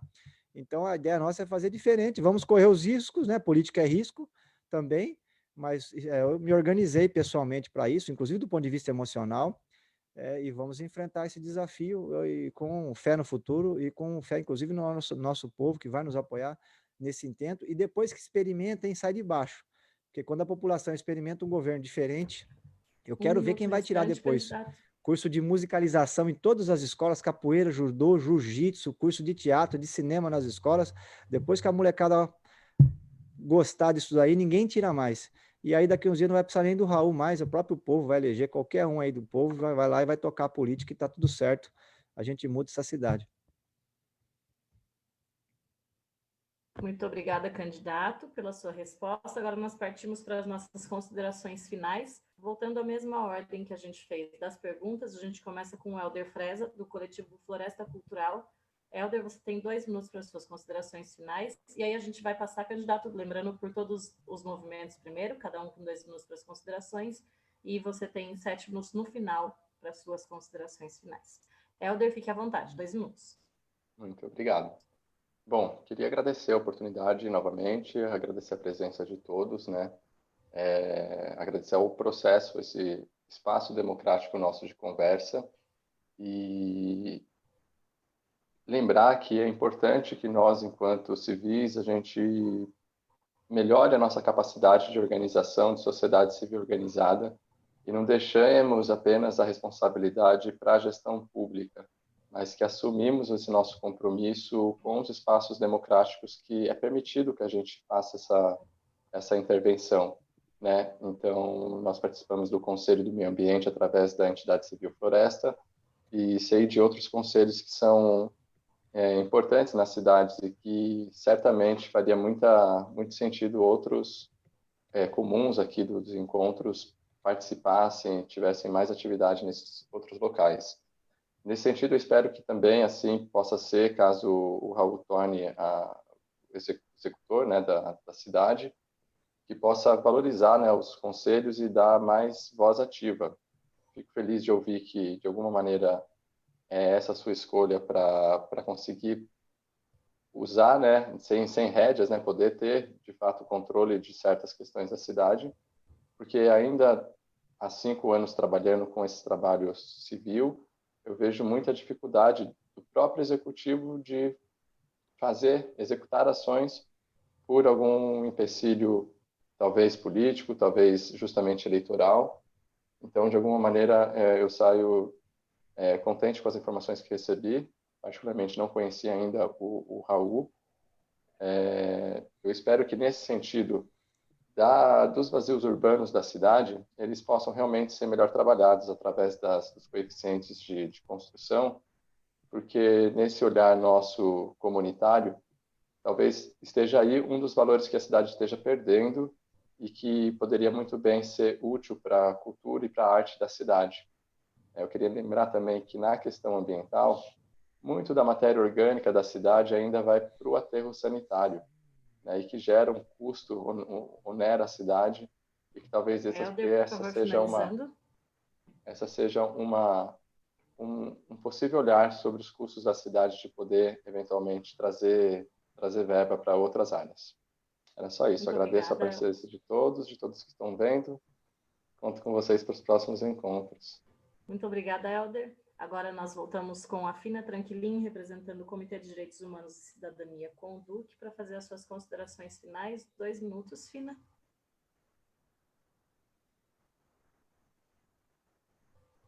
Abre o seu microfone. Estava achando o microfone aqui. Bom, Raul, eu quero te agradecer. Eu estou muito feliz com essa sabatina. Acho que você foi objetivo nas suas colocações, né? Não ficou ampliando demais. Então, isso também colaborou que a gente tivesse um tempo maior na sabatina e as respostas foram muito, muito legais. E eu quero lembrar a todas, todos e todos, que o Conduc existe para fiscalizar e para denunciar as violências aos direitos humanos, né, que ocorrem na cidade de Sorocaba, região, e que eu espero, sinceramente, se você ganhar, você contribua muito conosco. Muito obrigada e boa sorte para você. Muito obrigada, Fina, pelas suas considerações. Agora nós temos espaço para Uma Reis Sorrequia, representando a Associação Transgêneros de Sorocaba, ATS, fazer as suas considerações finais de 2 minutos. Eu queria também agradecer o candidato, ao Raul. Eu gostaria também de desmistificar alguns termos que a gente utilizou de forma um pouco incorreta.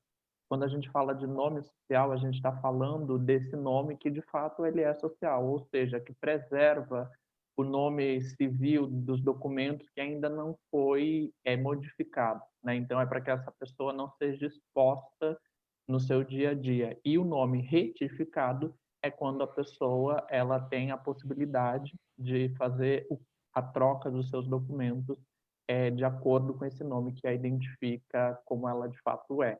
E a outra questão é a gente desmistificar o que seria a homofobia de transfobia.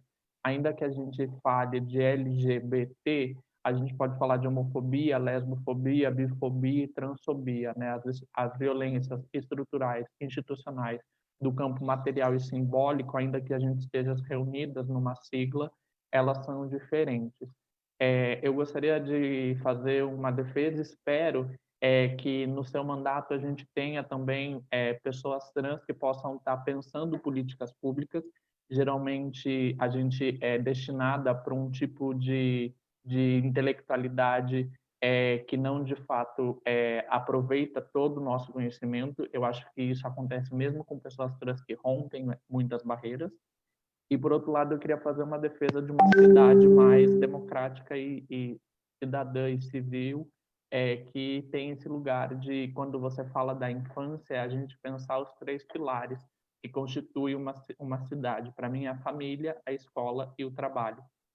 E a gente pode perceber que em muitos desses momentos a gente tem questões bastante complexas no que diz respeito à seguridade da vida, né? Pensando ela psicológica, física, emocional, que seja, com relação às crianças LGBTs e ainda mais com relação às pessoas trans, né? Então, quando você estava falando lá de pré-natal e tudo mais, eu fico pensando o quanto as nossas cabeças dos nossos pais, elas estão formuladas para esperar um projeto de filho que não se concretiza quando essa criança não corresponde a essa expectativa de gênero e sexual, né? Então, fazer uma defesa para que essa cidade seja uma cidade mais acolhedora e afetiva, porque acho que tem uma coisa que a gente comparte, é a violência, e essa violência que ela é institucionalizada, né? Em todos esses espaços. Eu acho que eu pediria um compromisso, uma responsabilidade que não é só política institucional, mas que passa sim por ela, mas também para as pessoas que estão nos assistindo, que tenham, é o que eu sempre digo, quando uma criança reclama que tem dor, ou quando você não sabe consertar algo, você busca ajuda, você não escolhe a violência. E o que reiteradamente os pais, a escola e outros lugares têm feito mesmo sabendo que eu estou errada, eu recorro à violência, ao deboche, ao riso, à piada, né? Então eu peço para que, ao não saber, né, o que fazer quando se tem essa criança em casa, que você busque, né, minimamente a escola, a ATS, que você busque outros grupos que existem na cidade que possam acolher essa dúvida e acompanhá-la de uma outra forma que não passe pela violência sistemática e achar que isso vai se resolver, porque a gente sabe que isso não tem um caráter impeditivo no sentido eu posso não ser o que de fato eu sou. Existe ainda uma ideia de que a gente possa deixar de ser, né, como se é um estar, né, e um devir. Então eu faço essa defesa e finalizando uma, por favor. Gostaria sim muito que a gente tivesse pessoas trans, pessoas LGBTs que também tivessem em cargos de decisão de poder para pensar a cidade. Eu acho que isso é muito importante quando a gente fala de uma defesa de uma política que passa pela educação, pela saúde, o que seja, porque passa pelo nosso corpo e passa também pelos nossos estudos e pelos nossos ativismos, né? Muito obrigada, Uma, pelas suas considerações. Agora a gente parte para a Lucinda Silveira, representando os movimentos feministas, povos e comunidades. Lucinda, 2 minutos para as considerações finais. Raul, a gente gostaria de te agradecer pelas respostas, né, dizer que estamos muito felizes, né, principalmente por saber, né, do seu conhecimento, da sua preocupação, né, com essa diversidade que hoje Sorocaba contém. E ressaltar, né, a importância da gente trabalhar com diversidade, né, quando a gente promove o acesso a todas as pessoas, às diferentes culturas, aos diferentes povos, aos diferentes saberes, a gente minimiza preconceitos, né, a gente torna acessível, a gente torna viável, né, a comunicação entre diferentes povos, e isso faz com que o preconceito diminua. Indo por esse viés também, né, gerar renda através da promoção da cultura, das culturas, a gente também garante a permanência desses povos na cidade, a gente garante, indo para um viés mais feminista, né, a diminuição da violência, inclusive doméstica, né, quando uma mulher está empoderada e consegue gerar sua própria renda, a gente tem diminuição de violência, né, ela pode sair de uma situação de violência pela geração de renda. A gente ressalta a extrema importância de trabalhar com esses temas, né, na questão da cultura e na questão do fomento, a geração de renda através das feiras, através de propostas, né, diferentes que fogem da lógica comercial para a geração de renda, tornando essa cidade mais diversa, né, e comunicando ainda mais a importância das diferentes culturas que estão nela. Então é isso, obrigada. Muito obrigada, Lucinda, pelas considerações finais. Agora nós partimos para as considerações finais da Michele Andrade, representando o movimento antirracista. 2 minutos para você falar, Michele. Gostaria de agradecer também, Raul, agradecer o Raul e a todos aqui, todos. Tudo que você, em relação às perguntas, contemplou o que a gente estava perguntando e tudo mais. Uma questão que eu queria colocar é sobre a educação, sobre a lei e tudo mais. O movimento antirracista está super disposto a ajudar em relação a workshops, a tudo mais, para a gente preparar todos os profissionais de educação para que essa lei realmente seja efetiva na cidade de Sorocaba. Enfim, eu acho que é isso. Fiquei bem feliz também com a resposta em relação à polícia e tudo mais. Eu acho que é isso. Muito obrigada e boa sorte.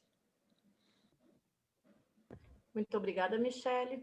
Agora, nossas últimas considerações finais. Grace Carreira, representando o FOPEX, Fórum Permanente de Culturas de Sorocaba. 2 minutos, Grace. 2 minutos. Vou tentar falar em 2 minutos, é bastante coisa, né? Eu gostaria primeiro agradecer, né, o Raul pela disponibilidade, pela disposição, a todos os representantes dos coletivos que estão aqui presentes. E eu acho que trazendo isso quando a gente fala muito em cultura, a gente fica falando muito em linguagem, né? Em produção, vamos produzir teatro, vamos produzir cinema, vamos produzir, vai produzir. Mas a cultura ela não é produção só, ela é formação cultural, né? Então a gente precisa, quando a gente fala em formação cultural, a gente começa a atingir cada núcleo, né, de cada fala, né, de todos aqui que estão representados, né? Porque a cultura ela não é só linguagem estética artística, né? A cultura ela é aquilo que nos aproxima do ser humano, aquilo que nos faz, né, humanos, na verdade, né? A cultura que nos emociona e que nos conecta com os outros. Então, quando a gente fala em cultura, a gente não pode ficar só nesse lugar da produção, a gente precisa olhar para a população, né? Como que a produção cultural chega para essas pessoas? Se chega, né? Como chega? E lembrando que as pessoas têm liberdade de gostar do que elas quiserem, elas só precisam ter consciência, né? Ela pode gostar do funk, mas ela precisa conhecer outros gêneros e decidir o que ela quer da vida, mas a partir de uma formação de gosto consciente, né? E a gente tem um grande problema de formação cultural que traz muitos problemas dos preconceitos que são disseminadores aí de vários conflitos, né?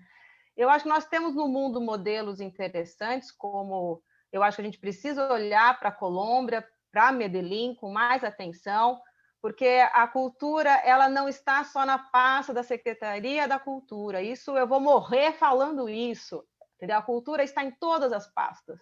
A cultura está na segurança pública, ela está na assistência social, ela está no meio ambiente. A cultura, ela precisa ser considerada do ponto de vista orgânico, né? Finalizando. Vou estourar só um pouquinho.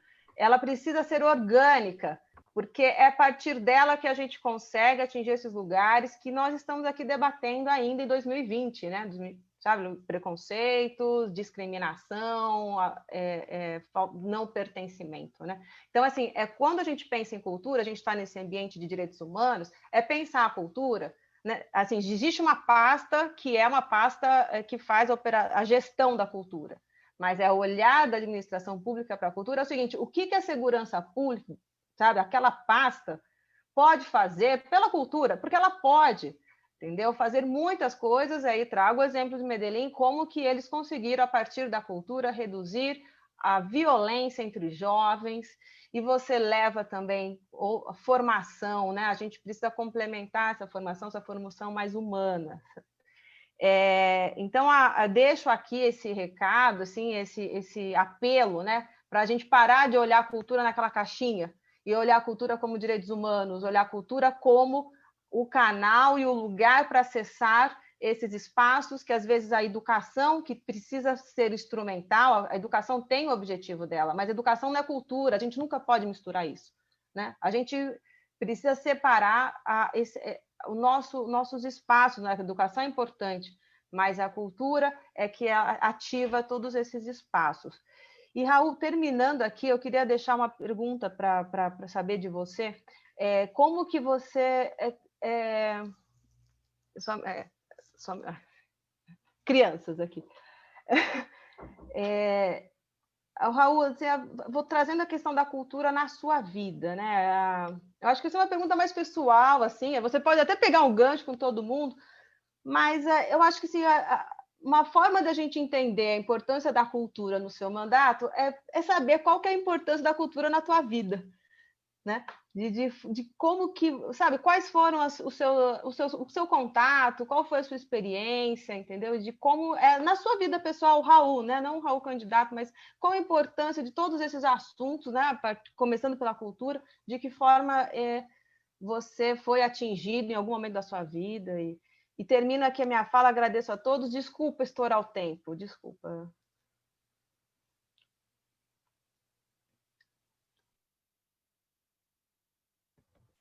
Candidatos, 7 minutos para suas considerações finais. Agora eu tô cheio de tempo para finalizar aqui, que beleza. Então, eu quero agradecer demais o convite aqui, viu? Nossa, foi espetacular a reunião. Eu estava olhando os comentários agora aqui, cheio de gente comentando também, perguntando. Teve o Rhodes sempre acompanha minhas reuniões, ele perguntou sobre o custo do Sabe Tudo, era importante responder. Hoje não tem custo, né, Rhodes? Na época era 300 mil para poder, o Instituto Pérola, mas era uma entidade sem fins lucrativos, é o Jorge Proença que montou esse projeto, é uma turma antes da minha da FATEC, e é o projeto sem fins lucrativos, eles recebiam dinheiro da prefeitura e pagavam os funcionários apenas, era assim que funcionava, uns 300 mil aproximadamente por mês na época, hoje se corrigir com a inflação, acho que dá $500 mil, um projeto extremamente barato e mais de 30 mil sorocabanos passaram pelo Sabe Tudo, então tá fácil, inclusive, eu acho que ele perguntou porque o programa na televisão de hoje, e de ontem, né? E de hoje, na hora do almoço, nós tratamos desse tema. Então, nós vamos retomar esse projeto e a ideia é abrir, inclusive, para possibilidades, outras possibilidades, né? Curso de cinema, pintura também e outros tipos de artes. Então, inclusive usando pessoas da própria comunidade. Eu vou dizer para vocês, a minha visão dessas questões todas que foram colocadas aqui, ela é bem abrangente. Eu concordo com quem falou aqui, não foi duas pessoas, de que a cultura ela tem um aspecto que, além de enriquecer a nossa alma, né, nos deixar até demasiadamente humanos, que é uma coisa bonita, né, nos toca profundamente e tal, ela também tem capacidade de gerar empregos, isso é importante, porque nós temos que convencer uma parte da sociedade em torno disso, em muitos países, né, foi dito aqui, de algum exemplo colombiano, mas se pegar a Alemanha, por exemplo, Berlim é uma cidade que funciona só basicamente na cultura, entendeu? A cultura gastronômica da Itália é o que move o país. Você tem Paris, então, nossa, se tirar os restaurantes de lá e os bares, acabou a capital. Então, assim, grande parte da Europa já percebeu isso, já há uns 40 anos, eles giraram toda a economia para a questão cultural, então é teatro, é museu, tudo lotado. Alguns lugares dos Estados Unidos também, tem as questões dos musicais da Broadway e tal. Então, assim, você tem toda a indústria de Hollywood, né? Quem gosta de filme aí, a indústria de Hollywood é uma indústria. Que lá tem um sindicato de artistas dos Estados Unidos com regulamento agora, acabaram de fazer uma regulação sobre da mulher artista trabalhando, é um negócio imenso, entendeu? É o Código Civil praticamente, de regras.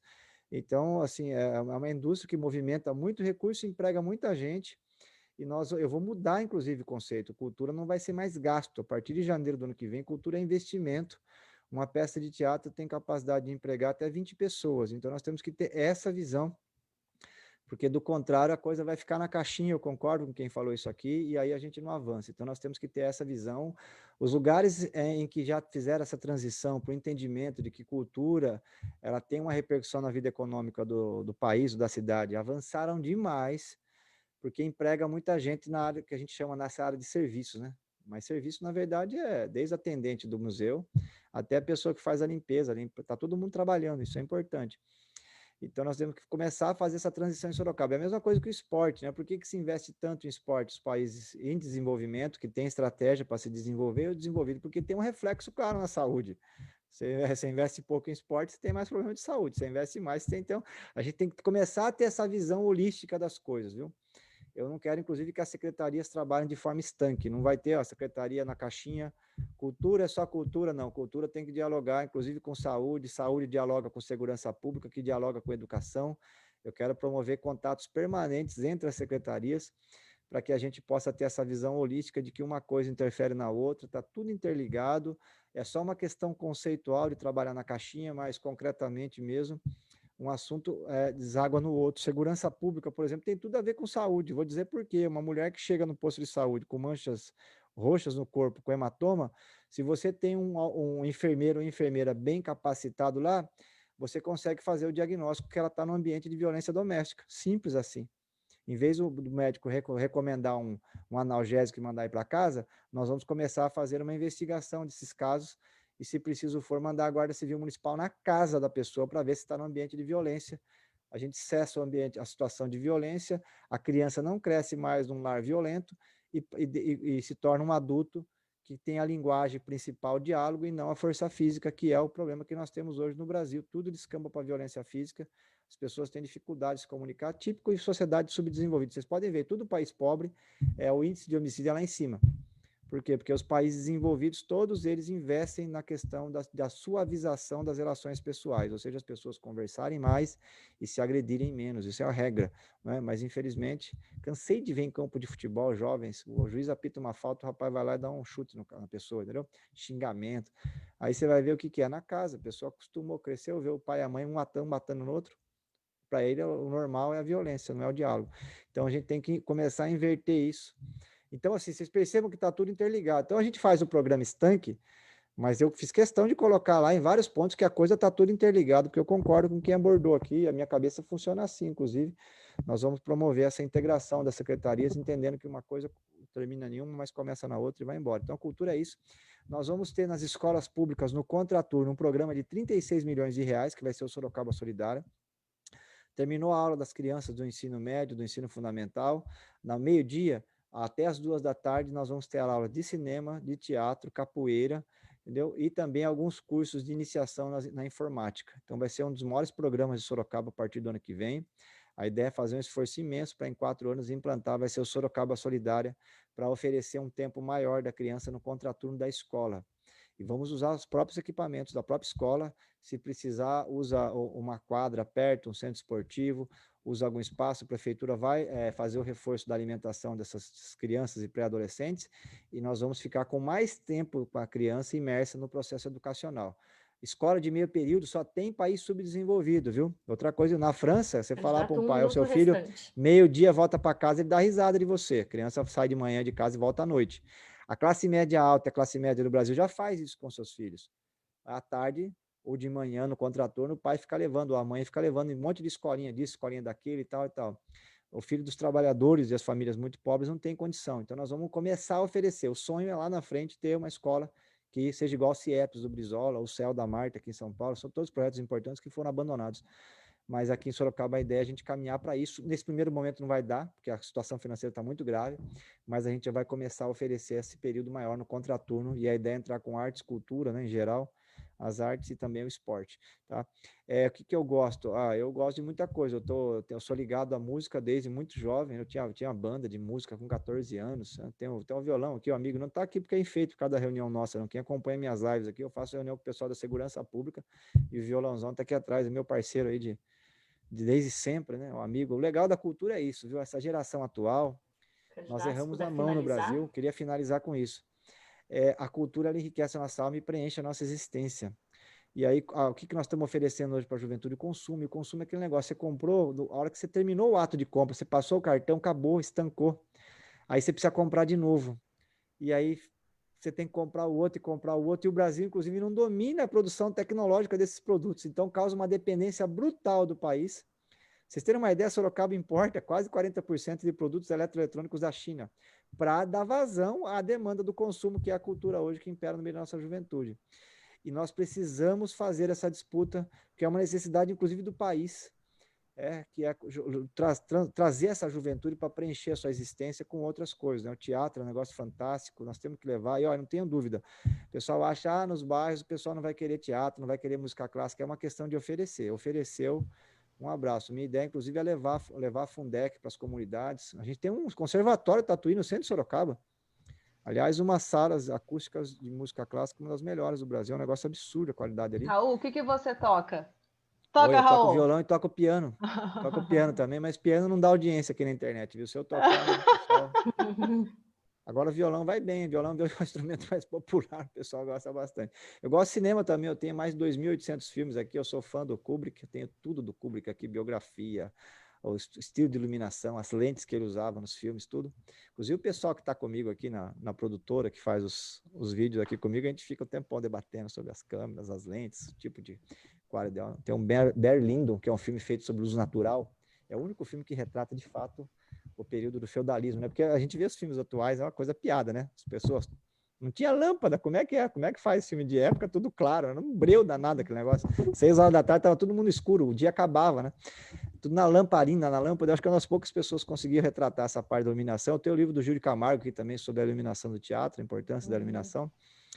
Eu gosto, tem a pintura, né? Pintura também. Eu não sei, a minha emoção não é fácil, mas o Eduard Munch, que é um norueguês que pintou o Grito, que é inclusive uma obra popular no mundo aí. Para mim é uma obra de arte absurda, assim, então umas coisas assim que me tocam bastante na área de pintura, mas eu nunca me arrisquei não, nessa parte. Tem que estudar muito, né? Muita técnica para aprender, mas eu sempre fui, acabei de levar meus filhos lá para ver as obras do Picasso. Em São Paulo está tendo um itinerante do Picasso, que era um autor também fantástico, era engenheiro, fazia arma de guerra, pintava quadro, era uma pessoa assim absolutamente, era um gênio, né? E, então, eu também gosto um pouquinho de música clássica, mas adoro a música popular brasileira, viu? Eu sou fã de pagode, tinha um Carreiro e Pardinho, escuta aqui, eu sou meio bagunçado para a parte cultural, assim, eu gosto de muita coisa, não é? Para quem não sabe, uma dica aqui, quem quiser, tem um vídeo meu no YouTube tocando uma música de um concorrente do Cartola, do samba raiz, Partido Alto do Rio de Janeiro, então, que eu gosto também, música de resistência, essas coisas. Então, assim, minha imersão cultural, ela é grande e para mim é ótimo, e assim, não querendo fazer como régua para ninguém, mas eu acho que para a nossa juventude é uma coisa bacana, porque é um tipo de coisa que ninguém tira de você. Entendeu? Você pode ficar desempregado, está empregado, se você gosta de ler livro, entendeu? Você visita todos os lugares, vai para o centro da Terra, vai para o universo, vai para o futuro, vai para o passado, vai para frente, vai para trás. A literatura dá uma liberdade para o ser humano absurda. Eu acho que a nossa juventude não é problema do Brasil, viu? Porque na França eles têm um Instituto Nacional Francês que cuida disso como uma mãe cuida de uma criança. Eles cuidam disso assim com um esmero absoluto, que é a manutenção da cultura francesa, porque o Bombardier é grande, né? Você tá aí, o caipira não gosta, ele tem vergonha de falar que é caipira, põe um chapéu, fala que é cowboy, escuta Garth Brooks, mas não conhece, tem um Carreiro e Pardinho. São as contradições que a gente vive por estar na colônia aqui. Então você tem o cinema americano absoluto e o cara não conhece o Glauber Rocha aqui, entendeu? Não viu Deus e o Diabo na Terra do Sol, que é uma coisa fantástica. Então é a situação, eu acho que nós estamos precisando de mais Ariano Suassuna, entendeu? E menos Schwarzenegger. Eu acho que é um pouquinho por aí, o Alto da Compadecida, o Chicó e o João Grilo, de fato são os heróis do Brasil, tá bom? Então é isso, obrigada, um pouco do que eu penso. Obrigado aí pelo espaço, um grande abraço a todos. E a minha expectativa é poder levar um pouco disso, porque país que não tem cultura não tem identidade. Quem não tem identidade virou vassalo, entendeu? No limite é isso. No mundo internacional, como diria o Ariano Suassuna, para você respeitar a cultura do outro, primeiro você precisa conhecer a sua, né? E tá cheio de brasileirinho aí que acha que cultura é ir na Disney, entendeu? Andar numa roda gigante, né? E não tem nada a ver isso. Ariano Suassuna nunca saiu do Brasil e era a pessoa que mais conhecia a cultura brasileira, e por conhecer demais a cultura brasileira, ele conhecia a cultura de todos os povos. Então, eu acho que essa é a questão fundamental para nós, e nós vamos ter que fazer essa disputa, porque, do contrário, o Brasil vai se desmilinguir no cenário internacional em matéria cultural, né? Estamos aí um governo hoje aí que, se deixar, entrega o Brasil de bandeja para os estrangeiros, né? E o Brasil tem uma cultura riquíssima. Eu tenho um livro aqui para finalizar agora mesmo, do Darcy Ribeiro. Eu já li ele umas 3 vezes, sempre quando eu leio eu fico impressionado. Sobre toda a formação da cultura do Brasil, as 5 grandes matrizes, é muita coisa, entendeu? Nenhum país tem tanta diversidade assim, é uma coisa absurda. Cada região do Brasil é uma imersão de música, de culinária, de patrimônio histórico, de diversidade, de tanta coisa, e a gente às vezes fica consumindo coisas de fora que são tão pobres esteticamente, e aqui tem tanta coisa bacana. E nesse sentido eu gosto muito do Nordeste brasileiro, que cuida muito do seu patrimônio imaterial. Aqui no Sudeste a gente é muito desapegado a isso, eu acho que a gente precisava valorizar mais o patrimônio material nosso, que é mais importante até do que o patrimônio material, que também é importante, mas o imaterial é tão fundamental quanto, tá bom? Então, obrigado aí pelo convite, espero ter contribuído, a discussão política é muito importante, infelizmente a gente não vai ter muito debate ao longo da campanha, nós vamos ter mais sabatinas, mas é por causa da situação da pandemia também, virou tudo de perna para cima, a gente ficou numa bagunça generalizada, né, em matéria de organização eleitoral e tudo mais, mas eu espero poder contribuir, mesmo que seja pela internet, aí, nas reuniões que eu tenho sido chamado, tá bom? Muito obrigado. Quem quiser nos apoiar, estou na rede social, é Raul Prefeito 50. Muito obrigado, candidato, pela presença, obrigado a todos os representantes de movimentos que estiveram aqui. Se vocês puderem esperar um pouquinho, assim que a gente terminar de exibir a nossa transmissão no Facebook, a gente ainda fica aqui na sala um pouquinho para finalizar entre nós, mas obrigado a todos que assistiram pelo nosso Facebook, pelas páginas do Facebook dos nossos movimentos também. Boa noite, e lembrando a nossa agenda, amanhã a gente tem a próxima sabatina, às 8 da noite, sempre às 8 da noite, com o professor Flaviano, e depois na segunda-feira que vem, dia 26 de outubro, também às 8 da noite, com o Renan Santos. É isso, muito obrigada. Espero contar com a presença de todos nas próximas sabatinas. Obrigada pela presença, participação. E até mais, vamos fechando agora a nossa transmissão.